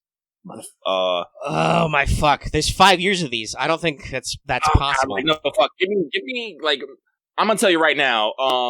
When Mordred caught Fran, my heart skipped a beat. I'm gonna tell you that right fucking now. Former Wear Mordred is pretty good. However, I do think I like the arcade Mordred better. The one from last year, Chaldea Park, with her fucking Clarent guns. I'm trying to think of other costumes that I saw. We did see Yukata Rin, or Yukata Ishtar. Casual Analente is also top top percent. Oh, sorry. Sneeze broke out. I just realized something. It's funny how there's more Ishtars than Aresh's, but Aresh has 3 CEs. Oh, wow. Ishtar only has 2 with the most recent one. And also, let me actually... Hold on. Is that one even actually that... It's my fucking wallpaper. Why am I clicking for it? I can just minimize all these goddamn tabs. Okay, there's a skirt and jacket. It's kind of cool. Oh, yes, the Maid Foreigners with Hokusai and Abby. Those are powerful. Those are good. I would have accepted either of those. But also, yeah, casual wear Carmilla is casual Carmilla powerful. is definitely top of my list. Let's just go with that for me. Yeah, no. I'm trying to dig through all of these. There's too many CEs. I don't know, but hold on. I'm looking at the thing and I'm realizing are Aresh and Ishtar? They are. I can't believe they've done that. Aresh and Ishtar are wearing the exact same outfits, just that Aresh has a hat and Ishtar has a jacket. They're both wearing dark skirts and like a red actual shirt, but they look like they have the exact same designs. They both have skirt pockets. Just Aresh has a hat and handbag, and Ishtar is in the sky. Those smug boys, smug art boys drawing this. But yeah, there's way too many fucking C's. Let's just go with casual Carmilla. I'd love it. Mm-hmm. A lot of people will say America Carna. Launcher. But I think that looks a little silly. Okay. By the way, this was the question that appeared way earlier in the lineup for me. So you did get there. I had to scroll back up me to read this. Mm-hmm. So, thank you, Rue breaks a tear every time he watches the 5th anniversary trailer. Thank you for this. This next one comes from NTR cultist. Definitely not Isekai FBI again. Eyes narrowed. Like, I need the Saitama gif of just him looking and just... you know it. Anyway, they ask, hey, looking to Mega, I feel like Curse, Burn, Poison in-game is kind of useless and needs a rework. How do you think they should rework it, if ever? I'm not going to say my opinion on my own question, like these mongrels. XD. So I brought this up earlier talking about Nezha, right? Her NP now does 3 turns of like 3k burn damage. That's 9k damage. That's nothing to sneeze at. Yeah. That's AoE too. Like, honestly, that's the thing. Like, I think they overestimated how big they were going to make HP pools in the early game, so a lot of Curse, Burn, and Poison pools are small. Mm-hmm. But there's a lot of servants who can enhance that damage. They basically... I think you've got somebody who, like, either adds an extra, like, 1k or basically doubles everybody's Burn, Curse, or Poison damage. Mm-hmm. And the numbers are all way bigger, so it's a thing. It's just... It's probably not going to be super popular ever because it takes more than one turn to do the thing. Oh, yeah. I've won maps through, like, Curse damage or whatever. Actually, one time I actually got wiped. My team got wiped. Well, my front line got wiped by an MP, but I won the battle because Curse damage just took him to 0. So it's kind of... See, that's the thing about damages over time. Usually damage over time needs stacks and it needs time, which is kind of the antithesis of a lot of people's strats. A lot of people's strats are big damage, immediately go. But yeah, no, we've definitely got units which do this very well. Like, you can get a lot of extra Curse damage, a lot of extra Burn, a lot of extra Poison. And they're really increasing them. Everybody get ready for weird Consort Yang strats in the future. Yeah! Anyway, thank you, NTR Cultist. Definitely not the Isekai FBI again. For a question, we move on to the guy who stayed up until 3 in the morning to watch the stream. Hey, like many others. Now that Emiya leaves Antecedents. So this is what I'm talking about, how Lucky don't I'm not sure that's the correct word. Isn't it leaves a precedence? Yes. I will check antecedent. A thing or event that existed before or logically precedes another. Now, I think, like, you cannot say leaves antecedents.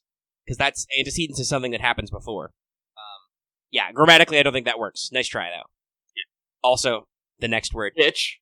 Let me call this guy out. It's not spit, which spelled WHICH. It's which WITCH. Which, if this was done on mobile, could have been some autocorrecting bullshit. But if not, yes, which another servant. So we need to which another servant. Oh yeah, fucking Baba Yaga. Give me sexy older witch. I'd appreciate that. Anyway, which another servant would you like to get a second buff on the same skill? Without much else to say, I say goodbye and wish you luck on your future wells. Goodbye! Farewell! Second buff on the same skill. Ooh. Unfortunately, Lucky's never really good with the skill meta stuff. I just pop things and go. Yeah, I'm trying to think who's got a skill buffed already that doesn't do the thing once it's buffed. There are plenty of servants, I think, who need one skill buff, but I don't... Yeah. Okay, Emiya defines stuff, but I don't know who else who already has skill buffs who does the thing. I'm trying to think on my usual, and that's Tamamo. But no, Tamamo's kit's pretty damn good. Like, her shapeshift needs maybe a buff just so it stays relevant, but even without it, like, literally, I was my Tamamo, who is level 100, 10, is literally tanking neutral MPs and only walking away with like a couple thousand damage. Her shapeshift's wild, yo. Shapeshift's a hell of a drug, guys. It is. 60% damage reduction for one turn. Anyway. Yeah. Anyway, Tama Cat is doing okay. Like, has her monstrous strength ever got buffed? No, but let's see. It was her lunch. Her lunch did, and no, that does what you needed to do, really. And Cat's curse will be buffed. Yeah, it will be buffed. So maybe like you can give something to her, like her monstrous strength, but as I said, that'd be a first time skill buff. Tama Lancer's never gotten a buff, I don't think. And I don't think she needs it. Yeah, she doesn't need it. Who else do I use a lot? Waver. Honestly, wait, nope. Waver's never gotten a fucking buff. Yeah, Waver doesn't need buffs. No, he's good. Honestly, he might need one though pretty soon though. Shit. No, he's still got a total of 50% battery across 3 skills with his damage cut and damage plus. That's still pretty good. Yeah. Well, I said we'll talk about neutrality. Yeah, we'll talk about support stuff later. Yeah. Well, honestly, wait, nope. That's an MP. That's not a skill because John could probably use some skill upgrades, but her MP is what got upgraded. Her MP, God damn it! I don't know. I mean, you could say that double buffs count as precedent for NPs. I wouldn't mind the double buff NP on John. Yeah, like if I don't know, maybe if like her skills are dog shit. Can we just get some action on that game? People talking about like Artoria being the poster child who needs the buffs, but Jean is in the original OP and does the opening narration in the original trailers and all that stuff, and was the first major SSR character. Mm-hmm. Could use a little action, guys. Anybody? Bueller? Yeah, honestly, like this isn't a bad question, but it's something that I would have to think way too long. And no, we should probably have not spent all this time thinking about it, even because we're on a time limit. It's just yeah. There's way too many skills that have been buffed. There's like, oh my fuck, I don't know, but I think you can do like 140 different rank ups or something. Like the cap to do the master missions is over 100. Yeah, so has Cox received a skill buff? She has? No. I'm being statistically, because that's the thing. The thing is somebody's asking who's already gotten a buff who can get a double buff, and I'm like, I don't fucking know. No. Let's not continue building this list. Let us move on. Moving on. So thank you guys who stayed up until 3 a.m. to watch this stream. We are moving on to the listless true ancestor. Hey, Lucky and Mega, hope you're well. I'm curious to what your favorite weapon aesthetically in Fate. Mine is either Concho or Byakuya. I can't really choose between them, and Caliburn. Concho and Byakuya is Emiya's weapon, right? Yes. And they're also basically the same, so. Yeah, they have different designs on them. Weapon-wise? Lucky has a love of spears, but also a love of axe and hammers. But unfortunately, Gay Bolg does not scream aesthetically pleasing to me. It's just kind of a big, long red bone. Because that's literally what it is. It's a giant fucking bone made into a spear that fucking shoots barbs into you when someone gets stabbed. Let's see here. Honestly, okay, I know. Most aesthetically pleasing, fucking Caster Nero's fucking whatever the fuck she got's going on there. Those things are wild, they shoot lasers, she can do big fist energy. Yeah, that makes me happy. I dig that. Fair enough. You got one, Omega? I like swords. Yeah, there's a lot of swords to pick from, but, honestly, would probably say, not biased in any way, but Clarent is really cool. It's red, and also it does a transformer thing. That's pretty neat. Excalibur's also pretty cool. It's just gold. Shiny. With probably going to say a solid second place, though, while Excalibur is cool, is probably Altera's weapon. But and I only say second because, while it is neat, it looks a little weird just by default. Like, you have to wait until its shape changes. But it can do a lot of fun stuff. All right. So, thank you, Listless True Ancestor, for your question. We move on to a hunter still in quarantine doing college classes online. Who asked, Dear Lucky Mega Hello, I am now Lucky Hello. How are you? My question is, do you have any servants that you like as a character but not so much gameplay-wise? In my case, please don't hate me, it's Abby. I love her, but there's something in her gameplay that doesn't click with me. Oh, excuse me, there's a read more. Greetings from Argentina. Hey! I'm not gonna hate you. Here's the thing, you love Abby, it's just you don't like her gameplay. That's fair. Not everybody likes everything. But, like, cause and some people say that Abby's gameplay is a little, like, could use something extra, because it's... I've used her a lot, she's okay, but it is definitely a little bit like, some of these...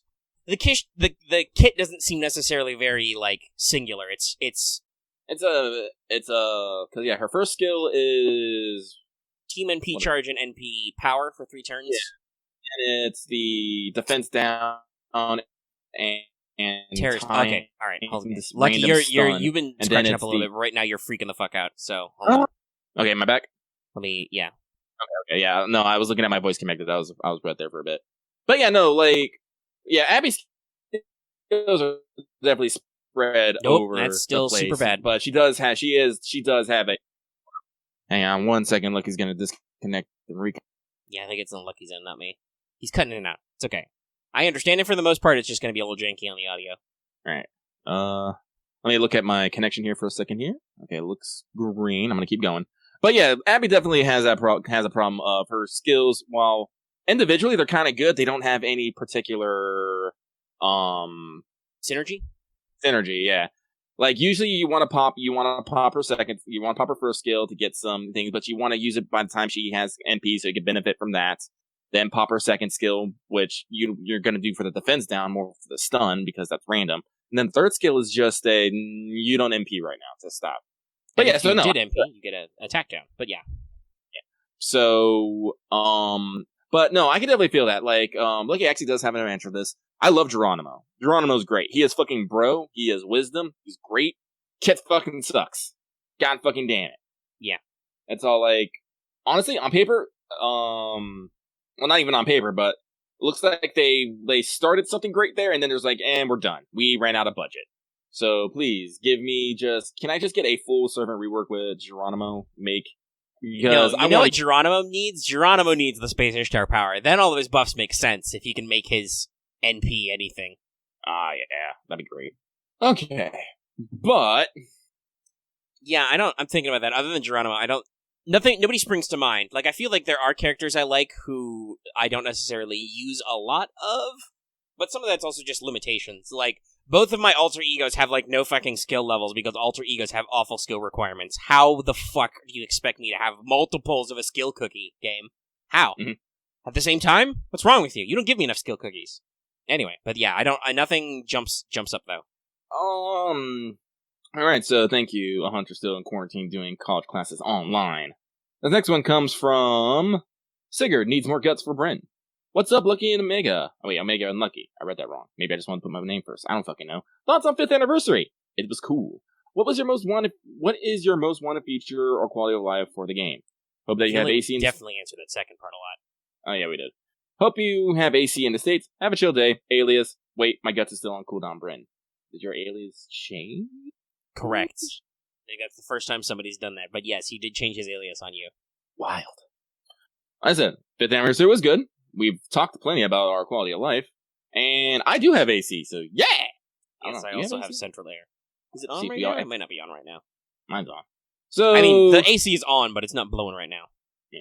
So, Sigurd need more guts for Bryn turns into, wait, my guts is still on cooldown, Bryn. Thank you. This next one comes from Fluffy as Love, Fluffy as Life. Who says? Question. Hey guys, congrats on the summer rolls. I know this has been talked about in our Discord, but I wanted to ask, with Nero getting in costume based on our anniversary dress, what servant would you like to see get the same treatment?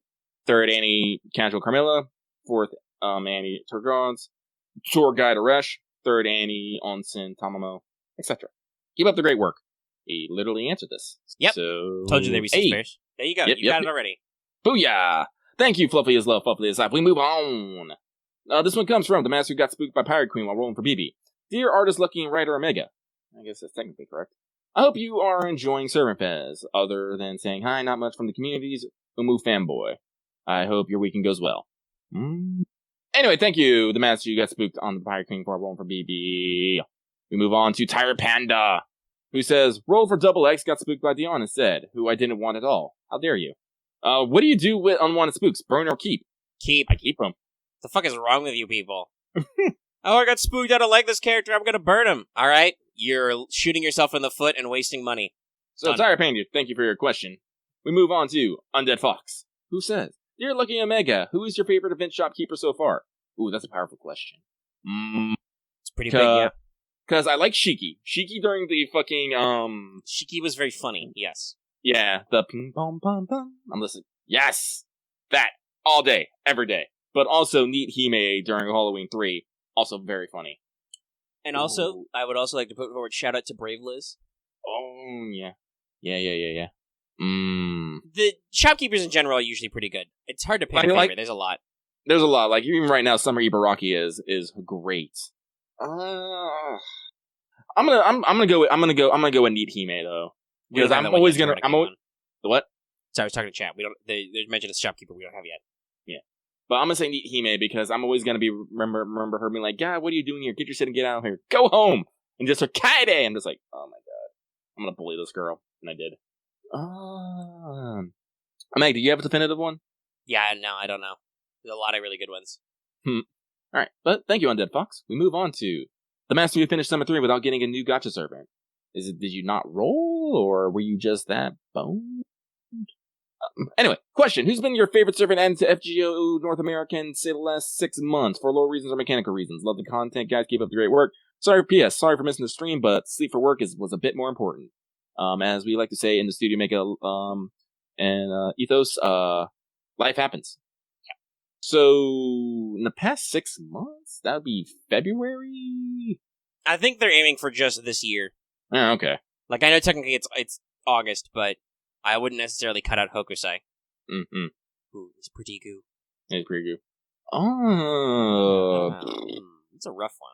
Oh, I think I've said this before. I'm bad at absolute favorites. Like, unless I really, really have a favorite, it's often hard to pick. Let's see here, because I love Hokusai, I love Summer BB. Who else came out? Let me get a list. An Ian list of most recent servants. Scrolling up. Okay, so Hokusai, Semiramis, Fujino, Anastasia, Atalanta Altar, VK Braun, Salieri, Ivan, Achilles, Chiron, Sieg, Hogeta Altar, Izo, Ryoma, Napoleon, Sigurd, Valkyrie, Scotty, and the Summers. Yeah, I'd have to say Summer BB or Hokusai. I'm gonna go with Hokusai. I said Hokusai's Trial Quest was also real good. Alright, but the Master who has finished Summer 3 without getting a new gacha servant, thank you very much. We're gonna move on to Butterfly enjoying the fun times of Discord. What an anniversary, huh? Really easy to catch a small piece and just run with it. On that note, my question, what obscure-ish myth figures do you guys like, love, and want to see, and what classes could you bring them in? To another crazy year, may fortune smile upon you both. Sincerely, Butterfly, maybe having more fun in Discord than to prepare for. Alright, well, let me tell you, I'm gonna need about a 5-hour lecture series in 5 parts. Yeah.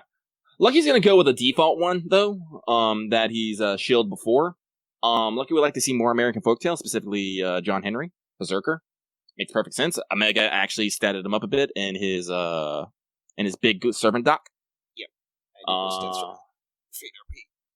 But yeah, I literally have a document full of examples, and I have a notebook of other shit I'm not done with. No. I would literally need a fucking TED Talk, which we don't have time for. How much time do we have left on the clock?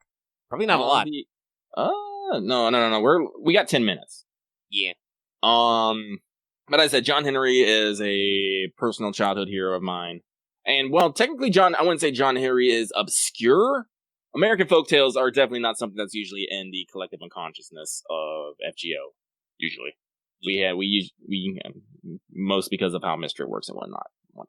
Anyway, Butterfly enjoying the fun times Discord. Thank you very much. We move on to head pads for Uchi is good Civ. Correct. They say so. Elbow deep in the event minds make me wonder. What is your worst character / class to max skill. Oh, wait, your worst character / class to max skill. I believe by far the alter ego is the worst of the bunch. Dual class gems and cookies, gold mats, and a shit drop rate outside of event stories and unbelievable QP. Here's to Mad Hills until Gale Fest, and thanks. No, I feel that. I literally wished about that earlier. Yeah, it's a pain in the ass. It's a pain in the ass. Like, I'm fortunate that I have my Kiara up to 666, but after that, other than that, I'm just like, And anybody who takes double class cookies, like, that was a huge problem leveling Jean. Thank God most of her skills suck. And I don't have to. I think my Summer Martha skills are still at, like, 2 or something, because she also needs double cookies. Yeah, so extra classes. I would just say, actually... I mean, okay, yes and no, because, like, Foreigners and some of the others tend to have, like, and Avengers tend to have completely random mats, which can be rough. Like MHXX needs some weird shit, but at least it's just raw mats. I don't know, you say that, but, like, raw mats is harder than on its own. Especially if, like, events aren't giving you free ones. Yeah, like, but no matter what you... Wow, okay, you really freaked out a little bit there. Super fast talk. But you can... Sorry, I've, like, bit my tongue or something. It's weird sometimes. You can there's usually free quest farming and stuff for mat types. You can't really do that with skill gems. You have to do dailies, and they're not great. Yeah, they're not great, but the farming with the mats ain't great either. We'll have to agree to disagree. Ship passing in the night. All right. I don't have the same kind of mats problems that some people do. It's probably because I'm not lucky and I don't spend $500 every banner. That's an exaggeration for comedy. Lucky doesn't actually spend that money, hopefully, on every banner. Yeah. Lucky has definitely spent that much money on some banners, though. Yes, I have. Actually, how many 10-10-10 servants do I have? That is a question. We've gotten that question before, but I think it's been a while since we answered it. Let's put it off until somebody writes it in the mailbox. Yeah. I don't want to do research right now. Okay. So, head pats are good, for Ushi is good Civ. Thank you very much. We move on to, Alias, a man who didn't get Summer Kohai. Big space. My question is, what are your guys' favorites, servant skills, lore-wise? Nope. So apparently this person doesn't actually have a question. They just have one big alias. Yeah. Fuck it. Yeah. They had a big alias. That is a very big alias. So I don't know what you're talking about, but, man who didn't get Summer Kohai, my question is, what are your favorite guys' favorite servant skill, lore-wise? Next time, write in the question. Don't just give us your alias. Hang on. I gotta show people what I mean here. Spacing. By the way, that's actually not like a double space. I think that might be a tab. A tab is not a line break, guys. Just so you know. We know lots of grammatical and formatting stuff.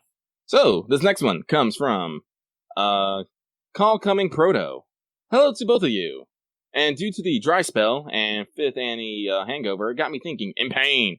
Which called it moment brings you moments of overflowing joy? Thanks for the answer, and let this dry spell end. Anytime Lucky's right, he is fucking ecstatic. I think everybody loves a good call, and I'm trying to think, was there a call that I really, really enjoyed?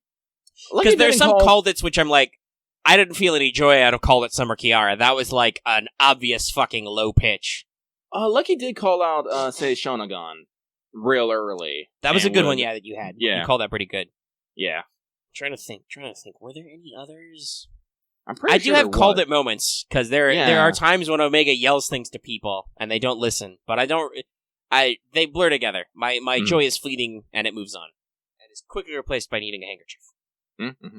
So, thank you, Call Coming Proto. We're gonna move on to that guy who doesn't care if he gets stabbed by Shisho. Dear that guy, and that other guy. First, congrats on your over 100 V-stream. Viewers. Don't be weird. Oh. And now to my question. Isn't kind of scary in hindsight that there's just random chickens around that can murder servants, by the way, and people are just fine with it. Also, if you transform a Vorpal chicken into a pig using Kirky's MP, would it taste like chicken or pork? Clearly chicken, because the pig stun only lasts one turn. Yeah. Also, no, it doesn't bother me, because remember, the whole thing's a fucking, the whole thing's a fucking, singularity now. You do not play by your normal, real world rules anymore. Everything is sophist and magic and mystery and... Have you seen some of these giant chickens? Like, just because animals are terrifying, yo, they will end you. Fuck, even deer have, like, sharp cloven hooves. If you get kicked with them, they can literally tear your stomach open. Luckily, they're usually flighty. But whatever. Let's see here. Alias, that guy who doesn't care if he got stabbed by Shisho, thank you very much. This next one comes from, it may be hell I'm walking into, but goddamn it, the waifus. They say, hi, Lucky Omega, is there a servant you really like? What? Keep going. Hi, Lucky Omega, is there a servant you really like, but so incompatible with your playstyle that you never use them? Another double appears. Yeah. Well, actually, I'll give some people to Agita, Scotty. Like, I have a max level Scotty. Her skills are 1-on-1. I've never actually used her because Lucky doesn't really use quick. He's all about that arts. So, Who would you even use? Who would Lucky even use as a quick hitter? Melt. I guess. I have quick servants. Like you have a lot of servants. Yeah, I'm just thinking like preferred use. I guess you'd probably try and double Scotty system Cat. Yeah, I could probably double system Scotty Cat, Adelante, Melt. I feel like there's someone else in there that I'm forgetting. Oh yeah, Adelante Alter. True, that's a pretty general one. Yeah. I'm pretty sure I have more quick servants than I could, but like I'm saying, like I'm sure you. I have this little Fred. Yeah. Oh yeah, Summer Ushi. I have plenty like quick servants. I just no, I'm all about that art too. Scotty, I gave Scotty some love. I got her to Bond 5. I'm like, now you just sit there and be pretty and eat some ice cream, darling. Anyway, thank you. It may be hell, but I'm walking into, but goddamn it, the waifus. This next one comes from Mordred equals best son. Question. Hope all is well on respective ends. When the events are going on, or when no story is relieved, do you find it's worth the time in AP to do all the dailies, from the 10 to 40 each day, or even doing solely the 40 AP dailies? Take it easy, gents. Usually when Lucky is doing story, he doesn't worry about, like, ember farming until I get a new servant or something, because honestly, like, the only daily I ever fucking do is, EXP dailies, and that's, until I run out of QP, then I do QP dailies. So if I don't have, like, something that I need to spend, embers or QP on, I don't fucking bother. And a lot of the times, to answer this question in a simpler fashion, at no point, even when there's not going on, I don't do the lower AP dailies ever. Yeah. Why would you? I used to, back when I had, like, no fucking cubes, but that was before Lucky became a madman and started spending money on this game and burns several hundred servants, and CEs. And, they're gonna fix it in 2 years. Yeah. So yes, they know that they already know that it's not worth it. Yeah. All right. So thank you, Mordred equals best son. This next one, actually, let me check the timer again because I feel like it should have been longer than 10 minutes here. What the heck? Oh, that's right, because we have 10 seconds left. Man, it really sucks if I just kept talking until the timer ran out and we didn't get the next question, because that'd be a really asshole-ish thing of me to do. And Lucky ain't. Oh, there goes the timer. Beep beep. Yeah. Okay, so we're done. Yay. There was maybe like 10 left. It seems like 30. It seems like 30 is usually 30 is a good number in that many. When we're doing the hour-long ones. Mm-hmm, mm-hmm. So yeah, if your question got missed, submit it again if we didn't already talk about the answer. Mm-hmm. Sorry, I'm really bothered by this. So we done with Mailbag. Another rousing success. Hooray! We're only 2 hours in. The whole hour-long thing is working. Okay. It's time to go into free talk. That's right, Robin. Free talk. Mailbag is over. And in case you're half asleep when listening to this is when free talk starts. Sorry, like you cut out a little bit there. What was that? You said yay and then something? My hacking looks like my voice call is fucked up right now. I'm probably roboting or something right now. Yeah, you're cutting in a little bit. You want to leave and come back? Yeah, hang on. I'm going to actually fully click out of Discord here, so give me a second here. Okay. I'll vamp and talking about how... Ooh, that's a very spicy variation on the Consort U Summer. No, Omega's fine. Omega's doing fine right now. Like, everybody got excited about Kiara, but then just a couple weeks later, Omega's fine. I need them to actually give a decent design on Summer Tomoe, and then I'm sure that some people will take up this torch. I'm back. Okay, he's back! It's time to talk about Summer 3, final thoughts, because I'm all done with the story. I got a couple of dojins left. Like I said, I'm only like halfway up the point ladders, but I think I finished in like 6 loops too, as well. Like, I was pretty on the ball.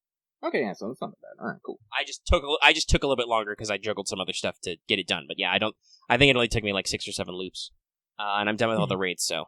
We can do final thoughts! Yay! So yeah, I think the only real thing is maybe some of the extra quests I hadn't got to because I got bonuses, but those are all just little vignettes. The John one is fucking hilarious, where she brainwashes you. And then you beat up Janta and Jolter, and they just accept it. But Jolter doesn't really accept it, she just goes along with it because it's easier.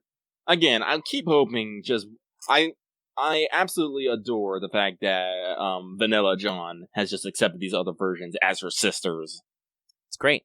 It is honestly great. It just makes me wonder how Artoria feels about other Artorias. Especially now that they're all in just, like, the same space. Well, so, I believe in Caster Artoria's profile, she says that she sees the Archer one, the swimsuit one, and is like, that's super exciting. So there's that. I don't know, I think Saber has a couple of comments about herself, but they're scattered in there. I don't know. Yeah. Whatever. Yeah. Did you finally get to Skahawk's Yeah, I did all the command codes and the command code unlockers. I've done all those. Okay. Let's see here. I think I've done all the costumes, all the costume quests, and unlocked all the costumes, but Dantes, but that's okay because I don't have a Dantes. I'll still do the quest and get the unlocker. I just have nothing to do with it, so it's not a big deal right now. One of the command codes is the last one I got. I think it was the highest rating one. Probably. Is when I actually found this interesting. Basically, you're hanging out with Ushi. You go down to the beach, and basically, you hang out with Ushi and Martha, and then Tamamo and shit, I can never remember which one is which. Which one's the hero? Animary. Come down, and they have beach volleyball, and they're just all like, "No, master, you just sit, watch a referee." So I'm like, so you're telling me all I have to do is sit in this chair and watch like 4 girls of various buff and athletic ability just jump around constantly, and I get to score it? This is excellent. But clearly Tamamo was like, whoever wins this game is going to steal the master, because that's what she tries to do.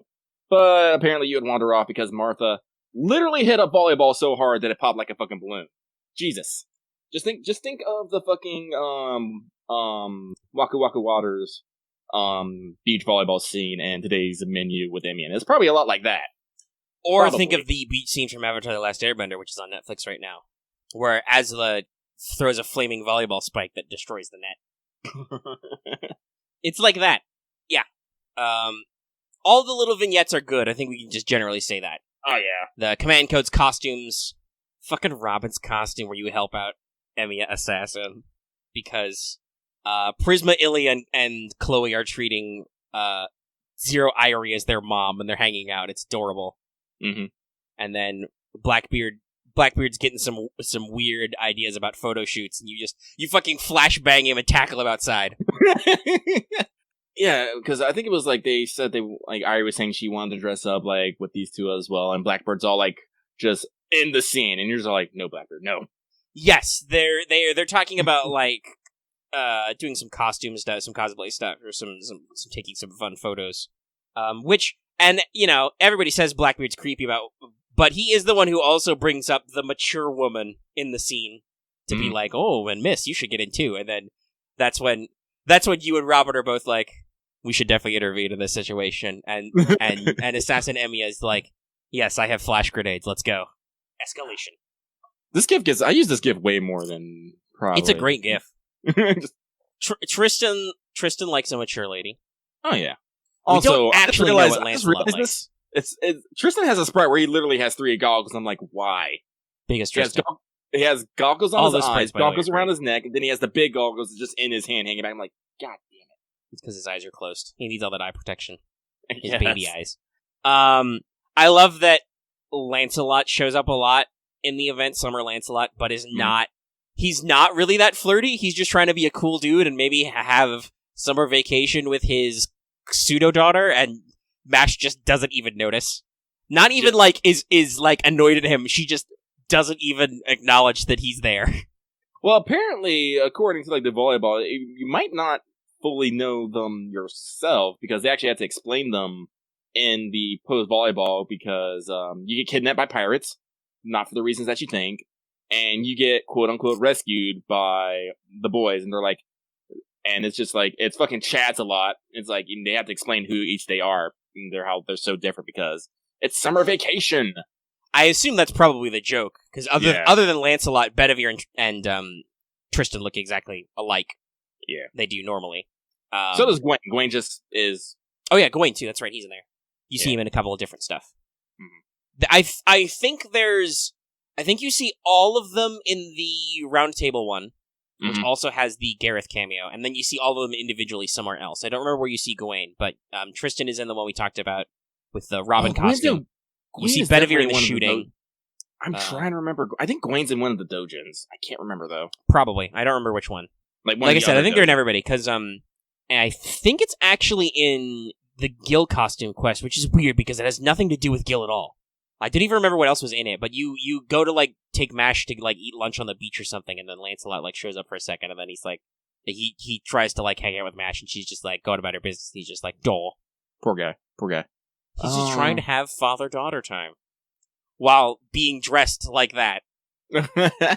Which I believe it comes out in the story. BB owns up that she gave them all their swimsuits, if I remember correctly. She engineered the swimsuits of everybody except Jean Alter, because she said that horrible taste would be her own idea. And also, I gotta be honest, I really don't get that. Like, a couple of people take pot shots at Jean Alter's style, right? Other than her 3 katanas, I don't really get it. Especially considering FGO swimsuits, right? Mm-hmm. Also, it's Summer BB throwing stones, too. Her second ascension is a thing. That's just pure Wadarko horny energy. Like, her third ascension is very BB. But yeah, I don't know. Honestly, now that I think about it, like, despite all the scanning shows, I think her second ascension is actually my least favorite. Now that I think about it. Because I really like her first ascension, where she's rocking the jacket and the hat, and then her third ascension... that's cute. That's a cute Kohai.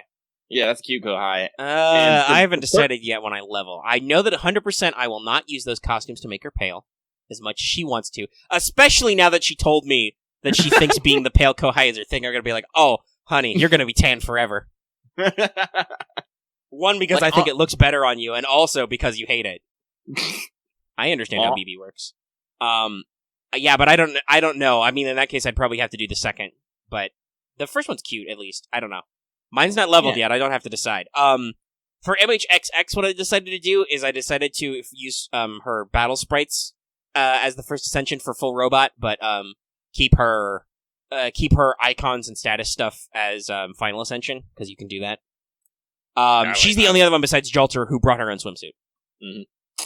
Because she wanted to take her paid vacation, which is that's the joke at the end. After you do all these loops, you recruit MHXX to your side, double X, by offering her a contract with Chaldea, which includes employment benefits, which include paid leave. And then at the end, when BB's gonna, like, super time loop delete everything, because you're not strong enough to punch her, because she's BB Hotep. Love that. And I by the way, I love that they're subtle about it, but Mash just throws out BB Hotep, and BB's just like, you shouldn't even get that reference. What the fuck? You shouldn't even know who I am. But Mash reads books a lot, so that makes perfect sense. But, no, then the thing that you do is that, Double X activates her Noble Phantasm, which she talked about earlier would blow up everything, and, beats BB and handcuffs her. Yeah, actually, so, fun fact, it makes perfect sense because, MHXX actually has a skill that gives her fucking bonus damage against, threats against humanity, which BB Summer is. Yes. So, specifically BBB is the foreigner version at the end, the raid boss. Yeah. But yeah, it's very funny, and she is a space cop. She's from space. Mm-hmm. So it makes perfect sense that she gets to bust Evil God number 3. Mm-hmm. A lot of fun there. You were absolutely right, and I'm actually kind of shocked that nobody realized it, that the secret was Hokusai, but, like, that was totally just a casual thing. We casually stroll and wait for MHXX for another reason. Yeah. And then it happens to save Hokusai, which lets you finish the loop. Yeah. Because it lets Jalter improve her art skill enough that she feels confident in doing the dojin, because, fun fact, spoilers, but the dojin is it's a stable time loop. Because BB. Well, not fully. Well, okay, it's right. It's not a complete loop, but it's kind of a stable time loop. Jalter is inspired by a version of her own dojin that she ends up drawing. It has a slightly different ending and slightly different aesthetics, but BB basically shenanigans her into wanting to draw by giving her a version of her own art, and then Jolter just assumed that Jean drew it. Yeah. But also the thing is that final loop means that you are friends with Osukabehime, Jean, and now Hokusai, so that when you decide to go absolute mad lad, and on the final day, you decide to go back to the script and redo the ending.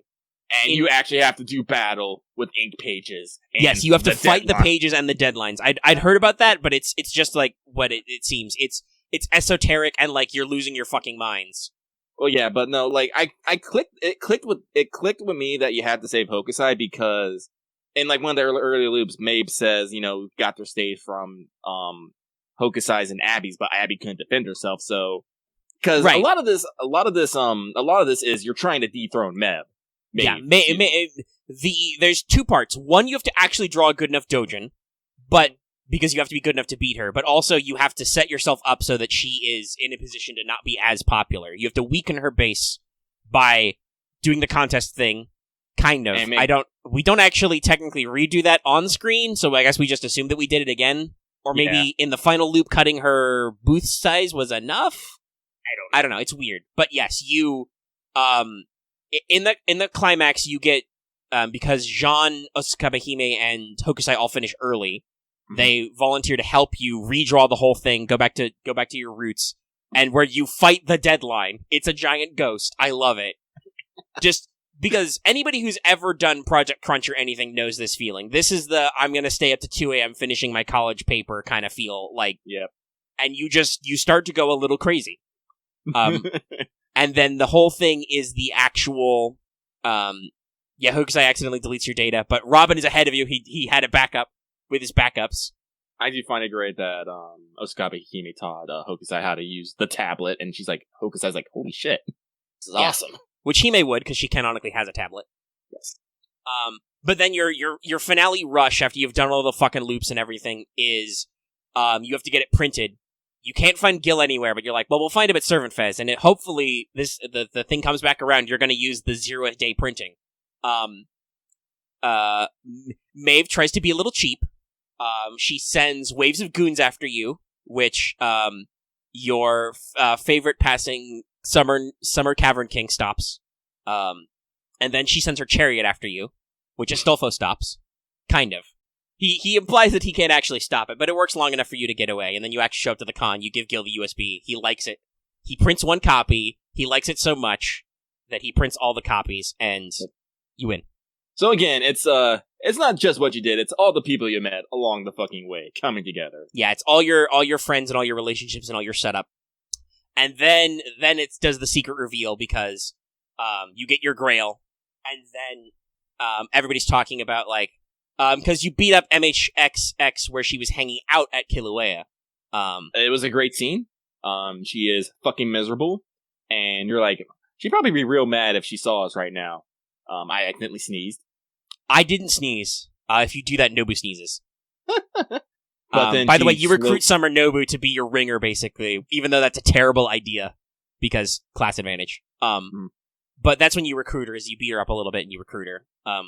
But that kind of tipped some people off, because earlier BB said to use the Grail to restore Pele at Kilauea. So you leave Dantes, who is loop-proof because he can escape the bounds of time. He's super OP. To basically watch there, and when he comes back to you, he's like, yeah, BB Pele's never been to Kilauea once this entire loop. Like, she never goes there. So you go to Mauna Kea instead, the snow-covered mountain, which doesn't make any sense because that's not where Pele would be. That's the whole point. By the way, I didn't pick up on it, but they made a great mention. Oh yeah, this is where all those observatories are, because actually there is really, really good stargazing. There are a lot of telescopes in Hawaii. There are. Actually, it's constant contention on the islands because people keep wanting to build observatories and they're like, stop fucking with our land. But there aren't enough telescopes to go around because it's one of the best star viewing spots in the world. But of course, Chaldea, an observatory, that's where their field office is. They run a fucking telescope. And I was like, oh, I didn't even think of that. Yeah. But it's perfect. But BB's void space shadow ate all the observatories. She makes you go to fucking the backside of the TV or some shit. Like, this is This is all a little trippy. BB's being really try-hard right now, but I find it funny that, like, she's being like, there's only one genre you haven't tried your hand at, Senpai, horror! And everybody's in their swimsuits and just like, yeah, okay, we knew it was you, BB. Like, actually, not me. I was all like, Arrow? Erotic? BB, how dangerous. Well, that's funny. But no, I'm just like, just in general, because she asks you, why didn't you just make your wish, Senpai? And you guys are weird. But why didn't you make your wish, Senpai? It would have been a super bad end wish, and your response to the master is just, no, I understand. Anything BB said was just wrong, so I ignored you. Yeah, it's like, because you're BB. Because yes, she basically created the equivalent of the corrupted Fujiki Grail. If you wished on her holy grail, the exact opposite would happen. Mm-hmm. Monkey's paw was dropped. So you do boop her snoot and put her in horny jail. I did, in fact, slap the shit out of her with Jean. Same. Flag to victory. Summer Martha was there too, but Jean did a lot of the heavy lifting. And then you want to try and go home, but when you go to the airport to leave, BB basically throws a hissy fit, and it's like, guys, I need you to suppress Pele's authority. I'm still tanned. Help. And you're like, we refuse. Like, Robin literally goes, okay, last minute check. Everybody got your tickets, got your passports, and she's like, no, y'all not. I still have the authority to make this singularity. Y'all can't leave until you fix this. Please punch my BB copies again. And you make a joke from Zero, which is especially funny because the rerun's coming up. So you've got a fire BB, water BB kind of system going on. But then she's like, but I didn't, I didn't say what the copies were. So you have to fight the raid bosses, which is, Moon Cancer Kiara, who's super rude. That was rough. Especially because her first instinct is to, after you beat, like, her first phase, is to auto-charge her NP. Fuck. Monkey's gonna flex. I actually didn't have any trouble because I just auto-charged fucking Vlad. Who has vampirism, by the way, so just fuck, yeah, I don't have a Vlad. I don't have a lot of those weird charge down strats, kids. Yeah. It's been 3 years, I still don't own a Tamamo. I had to work out some other shenanigans. It was rough, though. Yeah. But it's honestly, Kiara's just rude. It's only because they let her keep her passive where she has class advantage against rulers, so it makes her a little clusterfucky to fight as a Moon Cancer. The Demon God Coconut Milk was a lot easier. That was just Demon God Coconut Milk. I'm still laughing. Who poisons you? It's a pillar who's a Moon Cancer who poisons you. Which is about how I feel about coconut milk, but that's an acquired taste, which is not for me. I don't acquire that taste. I don't like coconut milk. Having lived in a place with the coconut and having actually tried the juice straight from the coconut, I don't care for it. Actually, I don't like coconut in general. Now that I think about it, but that's just a me thing. Anyway, so you fight that. That's a Moon Cancer. That was much easier for me to just do the. Hey, you know what fixes all this weird poison shenanigans? Debuff clear. You know who has AoE debuff clear? John. Then you do the weird one where you fight BB Pele and then Polihu's Shadow, which is Anastasia, because duh, she's the snow one. Mm-hmm. Which was a little weird because you had to switch up your strats, but it was not a problem. And then the final one is Foreigner BBB, which is the final boss version of Summer BB, but a Foreigner. Who also wasn't too much of a problem, but I did have to do some thinking because I had to figure out how to deal, because man, that fucking Pierce Invincible she has was very rude. It sticks around for a couple turns. Very rude. Yeah, as I said, that's entirely the reason why I had to stop, level up MHXX.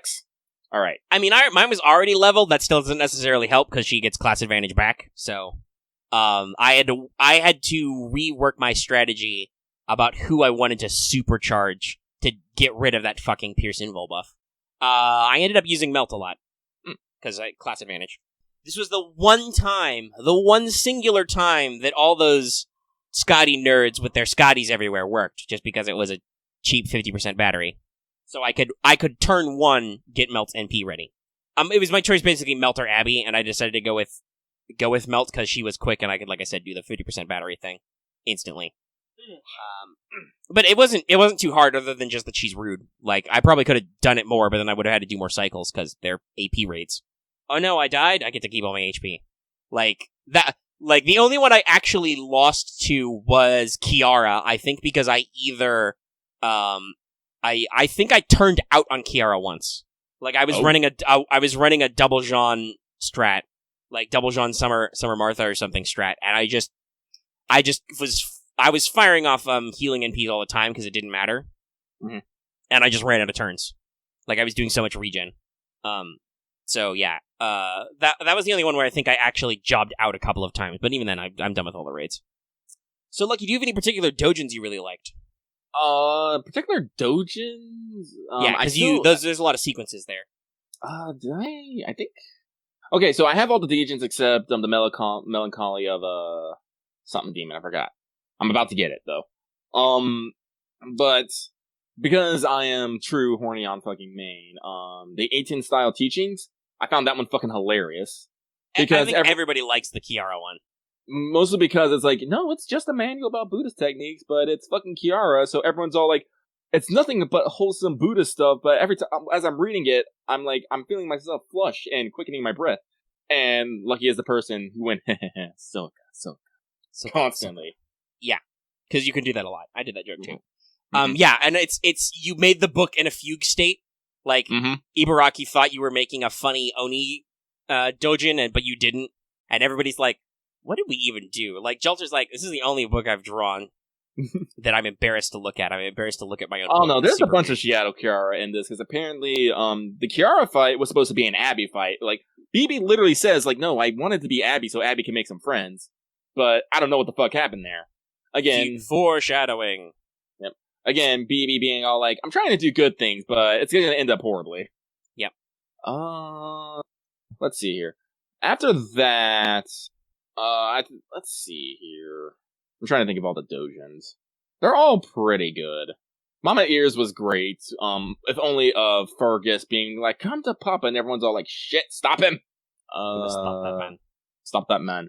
And Lucky is always on board for more Boudica appreciation. The villainous one was pretty funny. Oh yeah. Ishtar drops by. Mm-hmm. If we had another year, Estrella would have probably stopped by too. Oh, Giant Babbage was great too. I like the CER in that one specific, especially. Fucking for no reason, there was just fucking Tesla and Edison doing a cross counter, just no damn reason. It's just there. Yeah, then they got 50% before the deadline. Mm-hmm. There's a lot of subtle references and stuff, creative stuff. Yeah. But yeah, Death Summer. I can see why it's the most popular. No, it was fun.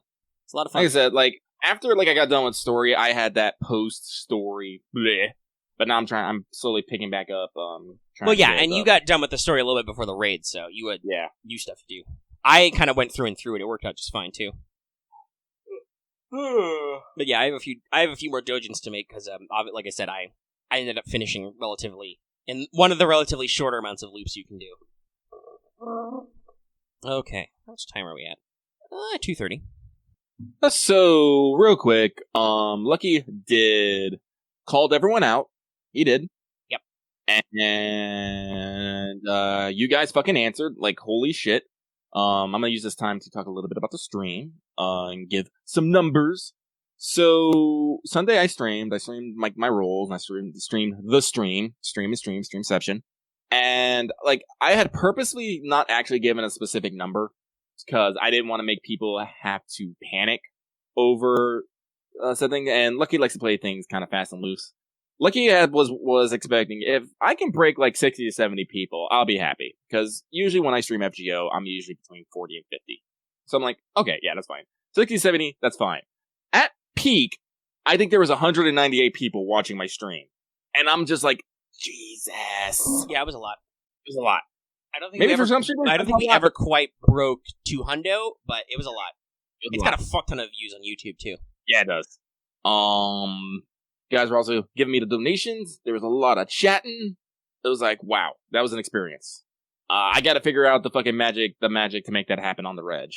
But unfortunately, I don't know how to do that. I can't keep holding myself hostage. That's not how this works. No, but hopefully people being a little more engaged means that it's more engaging. I don't know. We'll see. This week we both tried to stream Fall Guys, and it was okay, but we'll talk about Fall Guys later. Yeah, Lucky got bad. But yeah, so the stream was good. If anyone has any ideas on how I can make the stream better, let me know. I will try to do it. But I believe... Yeah, some people saying personally I did the previous sass as being misplaced. Yeah. Well, that was the point. Yeah. Had to make you guys put your money where your mouth is because it wasn't before. Nope. But no, it worked. Yay. Big screen. Yep. Alright, well, I think it's probably time then to... Yawn? Yawn. Clearly. Sorry, being a little weird with my mouth right now, like I said. I got a little, soreness in my tongue I'm working with. It's fucking my talking. Anyway, let us go ahead and talk about new units, aka new unit. Because we do that. We talk about brand new servants deets, Castoria.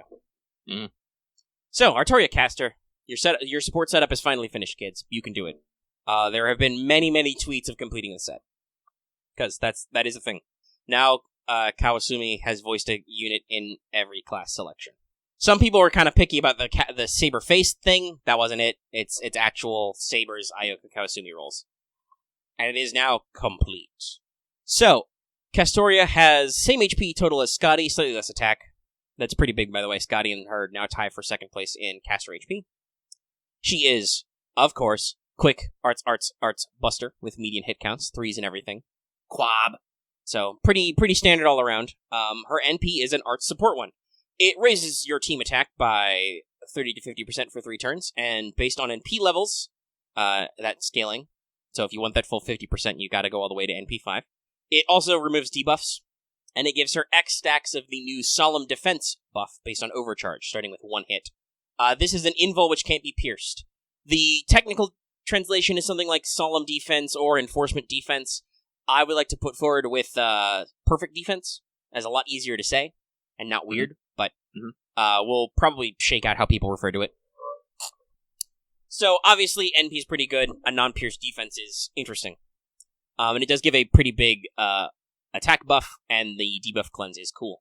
So, her first skill is Charisma of Hope. It's a standard charisma for 10 to 20% attack, and also 20 to 30% battery to the team. This means that if this skill is fully leveled, you don't need K-scopes. You can actually make do with Imaginary Element. Pretty interesting.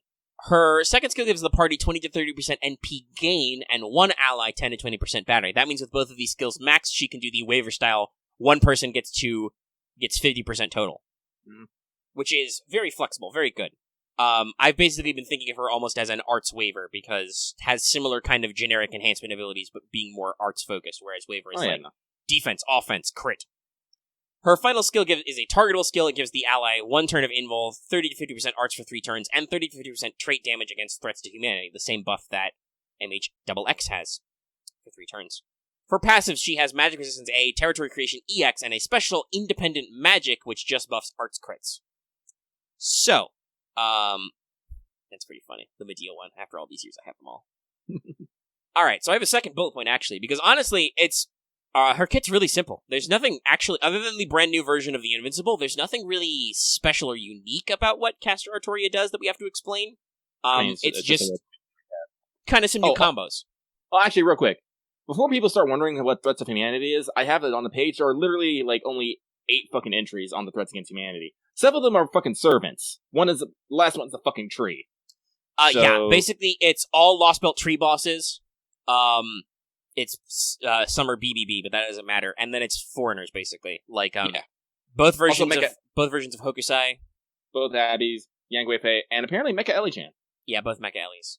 Yep. Abby, Yang Fei, all that. So it's an interesting little weird buff. Very niche. But, more offense, not bad. It's there. So, second bullet point. Because like I said, only the perfect defense is the really, new unique thing. By the way, this is apparently what people were, data mining or figuring out from playtesting or something, because they thought regular Artoria would get this buff. No, that was a separate unit entirely.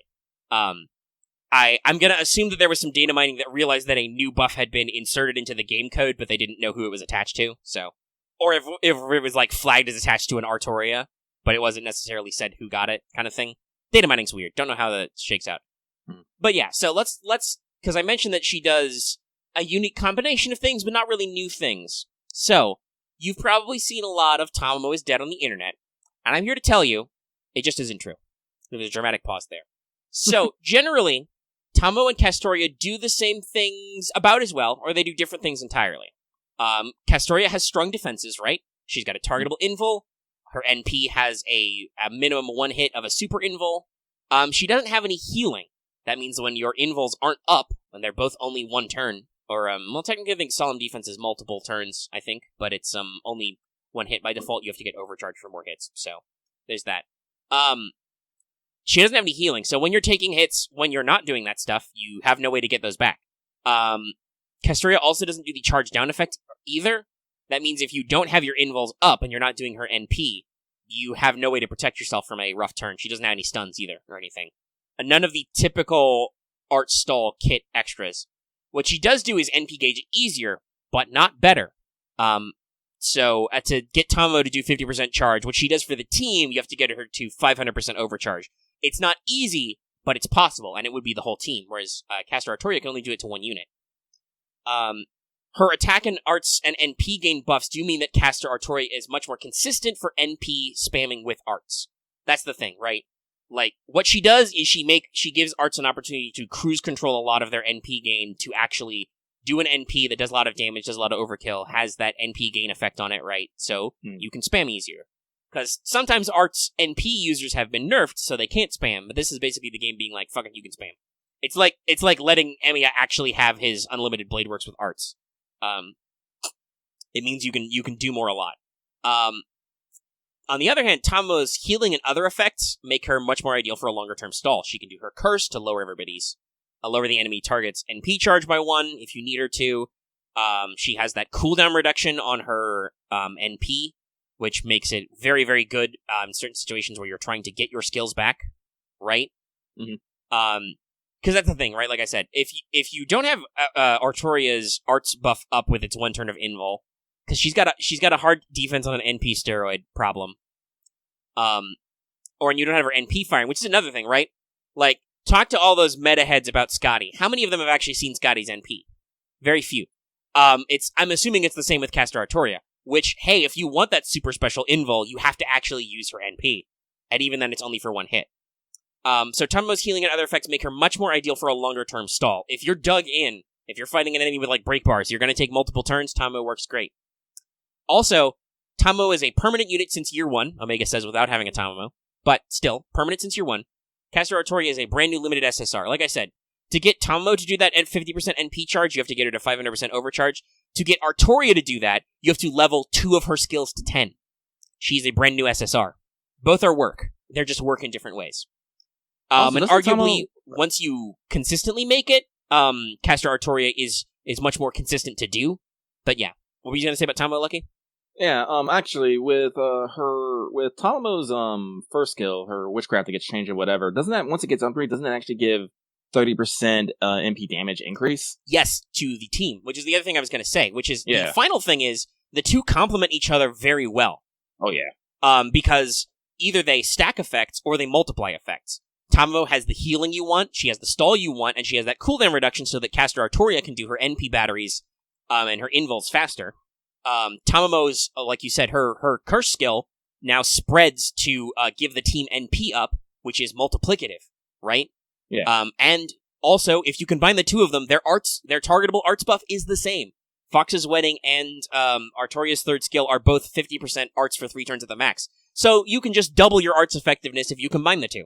Like, honestly, like I'm excited to run these two together. Like, this is definitely, like, for me, this is not a matter of running them, like, separately or for certain thing. It's like, no, it's probably going to be, I'm probably going to be running, Castoria, Tamamo, Caster Gil, and... Yeah, whatever arts hitter you want. Give them Dive the Blue, and there you go. Yeah, there you go. Go ahead. Yeah, like, you say here the real victims here are John and, Mash. Yeah, that's my conclusion. The real victims are Jean and Mash, killed by the FGO arms race. I'm also going to slight Waver in there because while Waver is good, usually what people want to do for him is use his skills to quickly get people up to 100% MP from whatever CE, that 50% CE they got. Yeah. I mean, technically, if you're doing arts-based, Castoria is better at that. But the thing is, Waver is still he's permanent, neutral, right? And he's still the neutral. He is card type agnostic. He can fire off those, and he gives everybody that damage cut, which is very good, and that damage plus. Mm-hmm. But as I said, now we have like a third really good art supporter. So yes, he's just and I'll say this again: Waver and Tamamo are both permanent and are both year 1 servants. if you've already got your 10-10-10 NP5 Tamamo, Max Grails, level 100, you don't need to get rid of her to replace her with Castoria. That's not how that works, guys.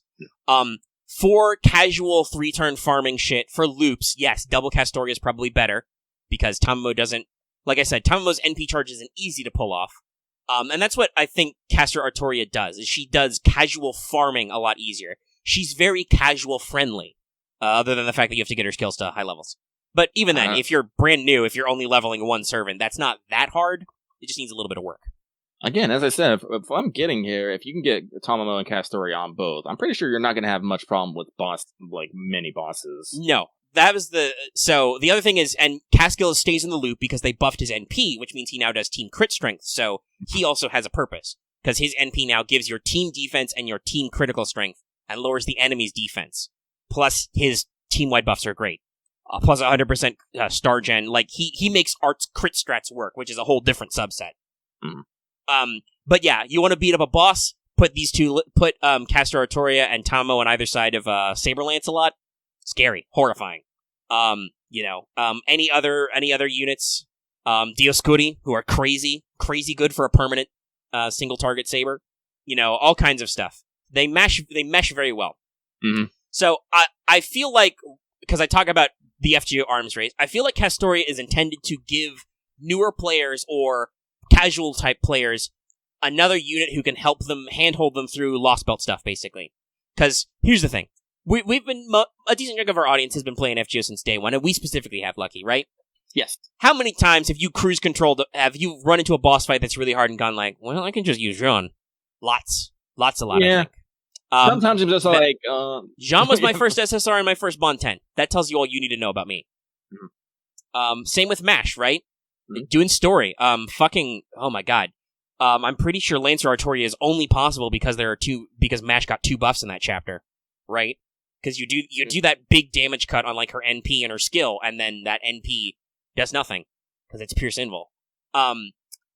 But then Lost Belts happened, and we started fucking that up. Lost Belt 1 has a very, very hard stop boss who has Pierce Invul on NP, and MASH can't do her AoE damage cut anymore on her skill. She has to do it on her NP, and it's not as good anymore. So, like I said, I feel like there's a little bit of an arms race. Like, FGO makes you keep changing up your strats. So Castoria kind of resets the balance. If you've just started playing, you get a pretty decent infusion, or if you haven't played in a while, you get a pretty decent infusion. You have future infusions coming if you're rushing through the game, right? Mm-hmm. You can spend some quartz, try and get this unit, and she will help you out a lot for certain setups. While we talked about this, right? Like, Scotty's kit is perfect to make Quick work, because she's got a big battery. Quick's often struggle with that. She's got that effect to not only enhance Quick cards inherently, but also their critical strength. And just between those two, she can make Quick servants really turn around. Plus, she's got a defense down skill because most Quicks hit like noodles. It's the same with, but I would say that her kit's not as cruise control defining as Castoria's is. Yeah, okay, you got a targetable 50% battery. Cool, you can make one guy go to 50% with one skill, but you can't do that to your team. And she doesn't have a lot of, like I said, nobody who uses Scotty in a meta sense ever sees her NP. And while her NP is cool, I don't think it's as good as, what's it called? Is it Caliburn Around? She's got a couple different versions. I think it's changed. Also, yes, there are, technically, I don't want to say the last one in case that's a thing. It might be a thing.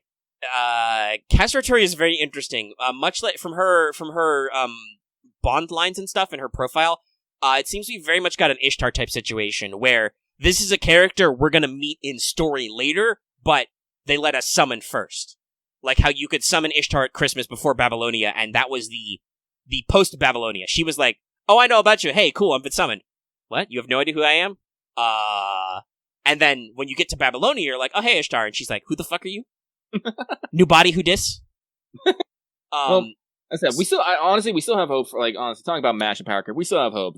They are not shy about just suddenly changing. Oh, yeah, no, MASH got a weird new skill when she got her gun, so they're doing different stuff. Like, honestly, you're going to Camelot, something's gonna fucking happen. Oh, yeah, no, I'm pretty sure, because that's the thing, MASH's NP literally got worse in Ortonax form. I'm hoping they'll unfuck that. Yeah. Just so we can, I'm assuming they're gonna do something cool and fancy with it. I'd just like to go back to Old Lord Camelot levels. And also maybe be as cool as Lord Camelot, because it plays the fucking main... whatever. Anyway. Gun Camelot. It's just Camelot with a bunch of guns actually, technically, that's kind of what I think Third Ascension Castoria's NP looks like. Is she like stands on the Camelot ramparts and does the thing. But also, there's a lot of weird lore. Caster Artoria picked the Staff of Selection and walks the path of the mage. It has been hinted since as early as Fate Stay Night that Artoria has all the right capabilities. It's like Nero. She has all the right inherent stuff to be a mage. She just never wanted to learn. It's not very kingly. Those things behind her, in her final ascension, those are her daggers Carwenon. Oh, it is so. She does have them. Ooh. And she shoots those at people. Neat. Yeah, that's her thing. Is she can use mystical swords as mystic codes. Basically, legendary swords are her mystic codes in her caster form. It's cool. She's a sword mage. I don't remember its name off the top of my head, but the giant fucking sword she has in the final ascension or the third ascension, is a sword said to be forged by the god of fire. It's a legendary sword that once belonged to Hercules. And it is so strong that that's the sword that Artoria used when she was lending Excalibur to Gawain, because that's in some legends, because he's got Excalibur Galantine, you know? In some legends, she just loaned him Excalibur for stuff, so that sword's pretty strong. There's a lot of weird lore tidbits, and Lost Belt 6 is going to be very interesting for us in 2 years. Anyway. Like I said, I'm starting to wondering about at what point the story changed in Lost Belt 6, but around 500 BC, but that's just vaguely Arthurian times. Mm-hmm. We'll see what happens. The OP has suggestive stuff, but not clear stuff.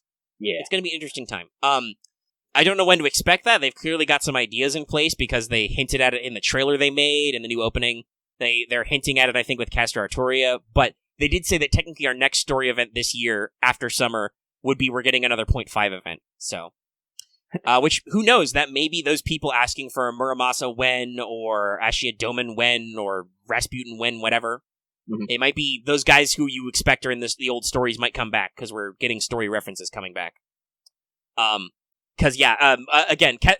I think, Caster Artoria is probably the most, at least in terms of anniversary, the most random shot. Because if you think about it, they do this all the time, right? Mm-hmm. You could summon Tamamo at Halloween before London. Yeah. Karna and Arjuna before America at New Year's, right? Yeah. I mentioned Ishtar before, too. There's all kinds of stuff when they do this. They just don't usually do it at an anniversary. But that seems like what they're doing. But yeah. So overall, it seems like people joke about it because, Nero got 2 costumes. There's another art support. And I said, some people were like, isn't Caster Artoria's attack better for arts? Kind of, but then you have to get her best attack bonus with Castoria, you have to fire her NP. You don't normally do that when you're doing 3-turn farming and shit. That's the whole thing, right? Yeah. If you're doing NP loops, she never has to do her NP. So if you want the full effect, you got to combine them, and then. Well, I guess technically, if you start Caster Artoria with a fully spec'd out K scope or something, you can have her fire first before the actual honestly, damage. Though the strat the strat for Caster Artoria is Demonic Bodhisattva, so she gets overcharge. I see. There's going to be an event CE coming up which doesn't have any starting charge, but gives you 3 times of extra +2 overcharge. Oh. So, but the other thing is, like we talked about, right? Tamamo has that problem where she needs extra overcharge to do her 50% AoE. The same strats can work for her. So, like I said, they don't necessarily compete with each other. They overlap beautifully. And you're going to see a lot of crazy arts shit. People are already doing some memes because Emiya can switch his NP to arts now, kids. It's, it's freaky. I saw a double Castoria, Emiya examination, right? Mm-hmm. He refunded 250% almost with 1 NP. Jesus. Now, he can only do that 1 time, but that means he gets to back-to-back with overcharge. It's crazy. That said, also another thing I would like to say for those people being like, Tamamo's finished. I've said this before, but Osakaba Hime had a shapeshift A+. She got a buff. Tamamo's shapeshift is A. They buffed a better version of the skill than hers. They could just as easily buff Tamamo's, right? And if everybody says, but Tamamo doesn't need any buffs, well, Tamamo didn't need that buff to her witchcraft, technically, theoretically. Though, arguably, I think it keeps her in the loop, right? as far as what's the word? I'm completely lost. I'm trying to vamp, but I've lost my English here. It'll come back to me. Hold on. I'm working on it. Don't worry. All the silence will get it edited out. It keeps her in the loop as far as the art support goes, right? That NP effect. Because that's pretty good. The team-wide NP enhancement is good. But what I'm saying is that her shapeshift could be buffed, and you think, oh, she doesn't need a buff. Look at all of this year's rank ups, right? Did any of those people need those buffs? Other than maybe Consort you and I guess David probably? Oh, sorry. A little burpy, a little heartburny. Yeah, no, it's... So yeah, don't expect that Tamamo's shapeshift won't get buffed. But on that aspect, yes, no. Jean definitely, I think, needs a buff now to keep in her niche. Like, yeah, she still has class advantage on her side to keep her super tanky, and she's got a shitload of HP, but as a team-wide support unit, her skills are still pretty dog shit. And she has a lot of skills you could edit to. Like, she's supposed to have a charisma, for instance. And she's supposed to have a saint skill that lets her use Holy Magecraft and create Holy Mystic codes, right? Jean does. So, there's a lot of stuff they could pull from, or they could just make some shit up. I'm talking about Jean needing buffs. Yeah, I vamped about shapeshift long enough that I had to move on to Jean. But yeah, much like Mordred, Jean has a pretty full kit outside of the game already. I think they went with the more interesting ones, right? Because charisma. Yeah. But she does have a charisma, so she could do a team support. I would say probably her most critical need of a buff is her True Name Discernment, because it's awful. It's just such a low NP down chance for servants only. You just need to make it more like, say, like Nightingale's NP levels, like seriously hamper their NP effectiveness for one turn. And probably throw a second effect on there. Buff Strift, buff Block, Skill Seal, something. A seal, yeah, something like an additional debuff is probably enough. Like, John is definitely designed just to be anti-servant, which is honestly probably where you're going to be getting the most use out of her anyway, because you're going to be wanting her to block servant NPs, because those are going to end your entire fucking career. Yeah. But if they have, now that you have Castoria, right, who does that AoE invul better, because you can block a Pierce invul, it's like, and she does the same debuff clear, and she does a team-wide attack buff, which is better than the amount of defense that Jean does. Yes, Jean also heals over time, but that's also very tiny. Very tiny. We talked about double buffs. Like, if they wanted to do is rank up and buffs Jean so she has a higher level, like, defense for the whole party, or heals more HP per turn, that could be okay too. I'm just thinking, Jean's skills have always been pretty bad. Revelation is okay, but it's boring.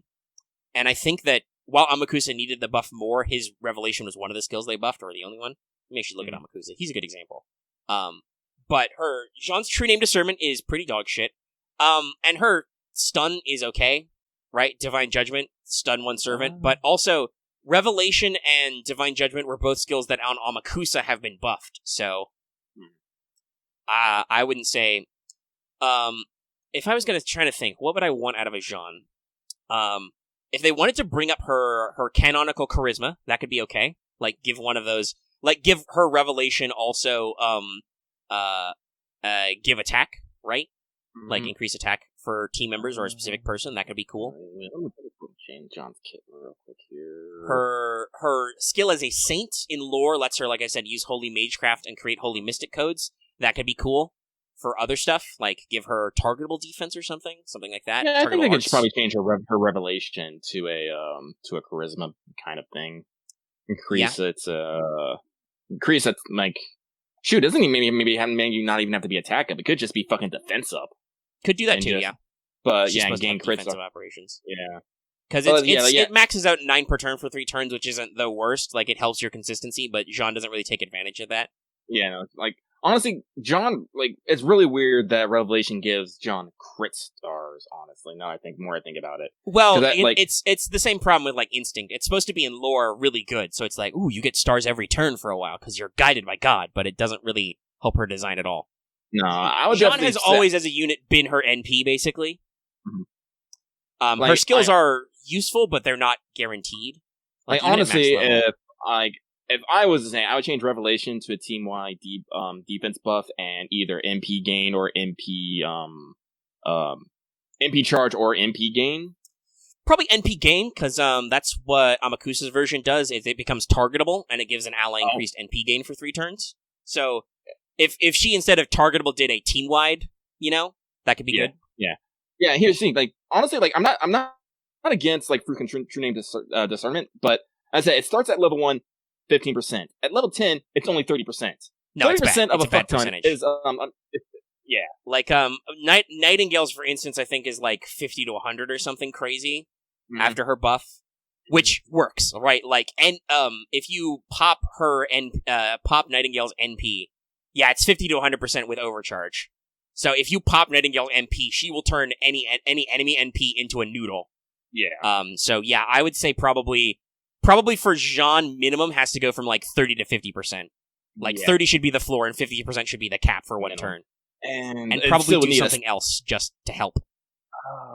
And now, if they want to go apeshit, what I'd love to see... Oh, go ahead. I would say I would do a fucking double combo, like MP damage down for 3 turns, and then 1 turn of skill / MP seal. Yeah, skill seal would be a good choice. Buff block I've also seen is a fun one, because that works even if they have special buffs, or their NP gives them a buff. Yeah. Like, that would basically give her the equivalent of Caster Artoria's defense effect, because if you give them buff block and NP down, then they can't pierce invul. Oh, so that could be fun. On like an NP, like the Lion King couldn't pierce your invul because she couldn't activate that buff, assuming she didn't do it first. It would be interesting to see what kind of stuff you could do. Now, what I was going to say is, if they want to go apeshit, what they should do is give her La Pucelle as a skill. Yeah, like give Jean just like 3 super turns and then she dies, but gives you a bonus effect, kind of like Avike Bronze Tranquil Fig, right? Actually, I wouldn't go just dies. I would say she takes an HP demerit every turn. Yeah, you could give her, like, infinite burn, or something. I was thinking just like an Arash style, like, after 3 turns you expire, but for those 3 turns you generate a lot of stars and have, like, a huge, like, plus 100% attack, pierce invul, and gain a lot of stars per turn for 3 turns, but then she fucking dies. But there are plenty of skills that give you just a fuck ton of buffs, usually to a demerit of someone else. Tama Lancer has it. Yeah, like give her basically La Pucelle is like almost like a goddess metamorphosis type thing, and just it turns Jean into a monster attacker martyr. Also, a lot of people have recommended Jean with a taunt wouldn't be bad. That could be cool. No, it wouldn't be. That might step a little on Mothman's terms, because he's kind of that effect, right, where he does all those buffs to like taunt himself and do super stuff. But still, wow. I feel like Jean doesn't really, especially with now that Castoria exists, Jean really doesn't have as much of a niche as a ruler. All of the other rulers have offensive options and have like really strong niches. Like, even if Summer Martha is weird, she does have a trait damage, she has an NP battery, she has a single target offensive NP. You can make it work. And she has that debuff immunity effect, which is great. Let me tell you, I've used that a lot this summer. Sherlock is a weird monster of arts crits. There's a lot of different stuff. Oh yeah, I keep forgetting that John actually gives defense up. It's just tiny. Let's see here. Yeah, it's tiny. Well, it scales with NP level. As talking to someone who has an NP5 John, that 25%. Yeah, that's the thing. It scales with NP level. It goes 5-15, which is that's again we're talking about that NP2 jump. Yeah. But then from 15 to 20, then 20 to 22.5, then to 25. So it's just like again talking about, like, for example, compare it to we mentioned Tamamo's shapeshift, right? That's 60% defense for 1 turn and 30% for 3 turns. Yeah. Now, admittedly, that's just for herself, but still, like, that's maxing out at 30%, even if it's for like 3 turns for the team's not the best, and that takes an NP5. Like honestly, NP5 SSRs should be pretty freaking amazing, because that's a lot of work. Yeah, let's see here. Yeah, MP5, it's invisibility 1 turn, increases the party defense by 25% for 3 turns, remove party's debuff, and gives a 2-turn regen of 3,000. Well, no, excuse me. No, wait, that's the regen is based. That's overcharge, yeah. So, yeah. So, like I said, a second NP buff for her wouldn't be out of place, but I would prefer they do, because her skills have always been kind of bad. I prefer skills first. Here's hoping she gets some love. Yeah, that's just the thing. And I think they will. It's just working out the timing, right? Because, like I said, there were a lot of units buffed in this rank up who didn't really need it, but still it's helpful. Oh, and honestly, depending on like our next thing, they might just already have another set of rank ups or interludes in the fucking work. We're probably coming up on a before they do their next big story event, we might hit another downloads event. Who knows? Yeah. Or they just might do an interlude campaign. Or they might do an interlude campaign, John already has so many fucking interludes, though. I'm kind of over it. Well, it's all in the same series, you know. Oh yeah, it's a sequential story, but I'm just like, holy shit, guys, come on. Write about somebody else for once. But yeah, there's a lot of options they could do for her, and a lot of timing to do it. I'm still wondering how they're gonna, because God, Ushi really needs that animation update. When are they gonna do that for funds? Just for shits and giggles? Who knows? We've still got quite a bit of time left in the FGO tanker, so we'll see. But yeah, that's our thoughts on Castoria, and then the overall look at the quote unquote metagame. I think as usual, people like to jump the gun for new hotness, but it's the math's not supported, guys. It's just like I said. Yes, Castoria makes a lot more of an arts cruise control, which I think is good. Like I said, like looking at it, like yeah, Tamamo is better at stalls. But have you ever wanted to not take 99 turns to kill something? So yeah, Castoria kind of fills that niche for arts, which they didn't have. It was just try and use Waver, but even then that wasn't focused, right? Mm-hmm. Like Waver just gives you free battery and makes you better at hitting things. His genericness makes him fit into a lot of team comps, but he doesn't necessarily stand out. Now he kind of does, and we've built up this interesting design where we have these permanent casters who do slightly different things finicky, and now we have these limited casters for each of the card types. Some people have already made the Power Rangers joke, or the Infinity Stones joke. Much jokes, much reference. All right, suddenly I feel sleepy, so no, that's fair. We should go ahead and power on to the next segment. Which, first of all, I would like to mention, it still has a couple hours left, and I'm pretty sure it's going to stay this way because it's like 70% of the vote. Teach Me Omega Sensei for this month, it looks like What is Magecraft going to win? So, hey, look forward to that in a couple of weeks sometime. It's going to be weird. I have to explain it, if I can. That would only leave, if that one wins for sure, which it probably will, that would only leave what are phantasmal species and what is a homunculus. So we're okay to suggestions if you guys got any.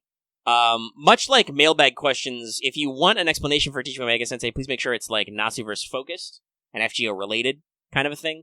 Like, it doesn't have to be straight FGO, but at least something that comes up. Like, if you ask me, like, hey, explain vampires to me, Omega, I'm gonna be like, no, that's not relevant right now. Whatchamacallit, the Tsukihime and Fate can't coexist in the same universe. It's weird. But yeah, so there's some opportunity there, so we could take some suggestions. That's a yawn, dead. And, yeah, I think that's it. We gotta wind down. Yeah! So next week, expect a lot of these, because it'll be the event starts the 17th. That's Monday, yeah. So expect a lot of details on our first wave of Summer Servants. Consort U will be a temporary, so we should be able to say what her kit is at least right away. Yeah. Awesome. And we'll have the first banner and all that fun stuff. We'll be able to see like animations and ascensions and things. All the cool stuff that we like. The coolest. The coolest. And will Summer 3 over here be done then? No, not quite. Doesn't end until the 22nd. So it won't be quite over by the time we record our next show. It'll be almost. Got about a week left. A little over. So we will maybe have announcements of what's next. I don't even know what's supposed to be next. Let's actually. Summer will be sucking up most of the August, but let's do a little prediction. Let's see what's coming up in August. I know we got the Zero rerun coming up here pretty soon. Yeah. Let's see. That should be 2018. Yeah. It looks like right after would be the Fate Grand Order Memories campaign, maybe. Which is important for Lucky because that's the Da Vinci banner. Maybe. Possibly. I really hope they do this banner, though, because it's important. And they did sell this art book. I own this, so it came out. And then that should basically be not even quite a filler week. In Japan, what immediately started next was the 14 million downloads campaign. Did we get anything fun there? Oh, sorry. Had to stop for a sneeze. That should be a full login bonus of stuff. That's the one that adds the rank up quest missions. Oh, yeah. You can get up to 80 Saint Courts by completing up to 80 rank up quests. That also includes quarter AP on rank up quests. Half AP will be half AP on Ember, and double Great and Super Success. So if you have some shit to level that you haven't leveled for the event already, And it'll also have a summer 1 part 2 banner. But yeah, I'll be in there for the extra 15 tickets technically because we're going to get double Da Vinci Shop again. Oof. And the extra 80 quartz to go in my Lost Belt 3 fund. But yeah, that should be the only other thing that happens when our summer event ends. It should go right into this. So like I said, if you haven't gone completely apeshit on leveling, you can then, and do some rank ups if you haven't caught up. I know I've got a few. So that'll be cool. Who's gonna love rank ups? Especially since they're gonna give you sync quartz. Yay! Yay! Alright, I think that's all our future seeing for now. So we should go ahead and wrap up. I'm gonna stretch. So everybody, since we're wrapping up, make sure to, if you watch this video on YouTube, like if you liked it.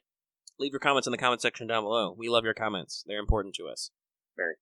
And, of course, if you're new here and haven't already, please subscribe to the channel so you can always get our latest videos like Let's Talk FGO and more. Many more videos. And consider hitting that bell for notifications so you always know when we post a new video. You may have to actually open up YouTube. Apparently, YouTube is saying they're not going to email people anymore, but I've never used email notifications because that sounds annoying, so I don't know. But if you got your notifications via email, if you were one of those people, they're going to stop doing that. But I get them on YouTube, so I don't know, and on Chrome and stuff. Anyway, desktop notifications. So, but yeah, notifications, they do go to you. So make sure you've got them on and make sure they're set to all. And of course, like I said at the front of the show, consider supporting us on Patreon. You can get access to episodes early and lots of other goodies, and it really helps us out. But also, you can donate during streams. You can buy our merch. You can just watch us on YouTube. We make a decent amount of ad rev stuff. Just engage with us. We love it. We do. Speaking of streams, we do that weekly too. I don't know what we're doing next week, but we stream every Tuesday and Thursday. I usually stream on Tuesdays like he usually streams on Thursdays. Sometimes we change it up and do weird shit. Like on Tuesday, technically, we stream together. Weird shit. And for like 30 minutes of Thursday, we streamed together. Before I got destroyed by the server, and then Lucky had enough of Fall Guys. Speaking of which, if you care about Fall Guys, tune into What's Up. Soon. Recorded tomorrow. Or possibly today if you're watching this live on YouTube. I don't know. Time space. I don't know. We'll talk about other stuff on What's Up too. Anyway, we gonna get on out of here. Because I'm hungry. I'm hungry, and Lucky probably wants to orchestrate another Jackbox Friday. Maybe. So, that was the thing. We're just gonna get on out of here. Goodbye, everybody. Bye!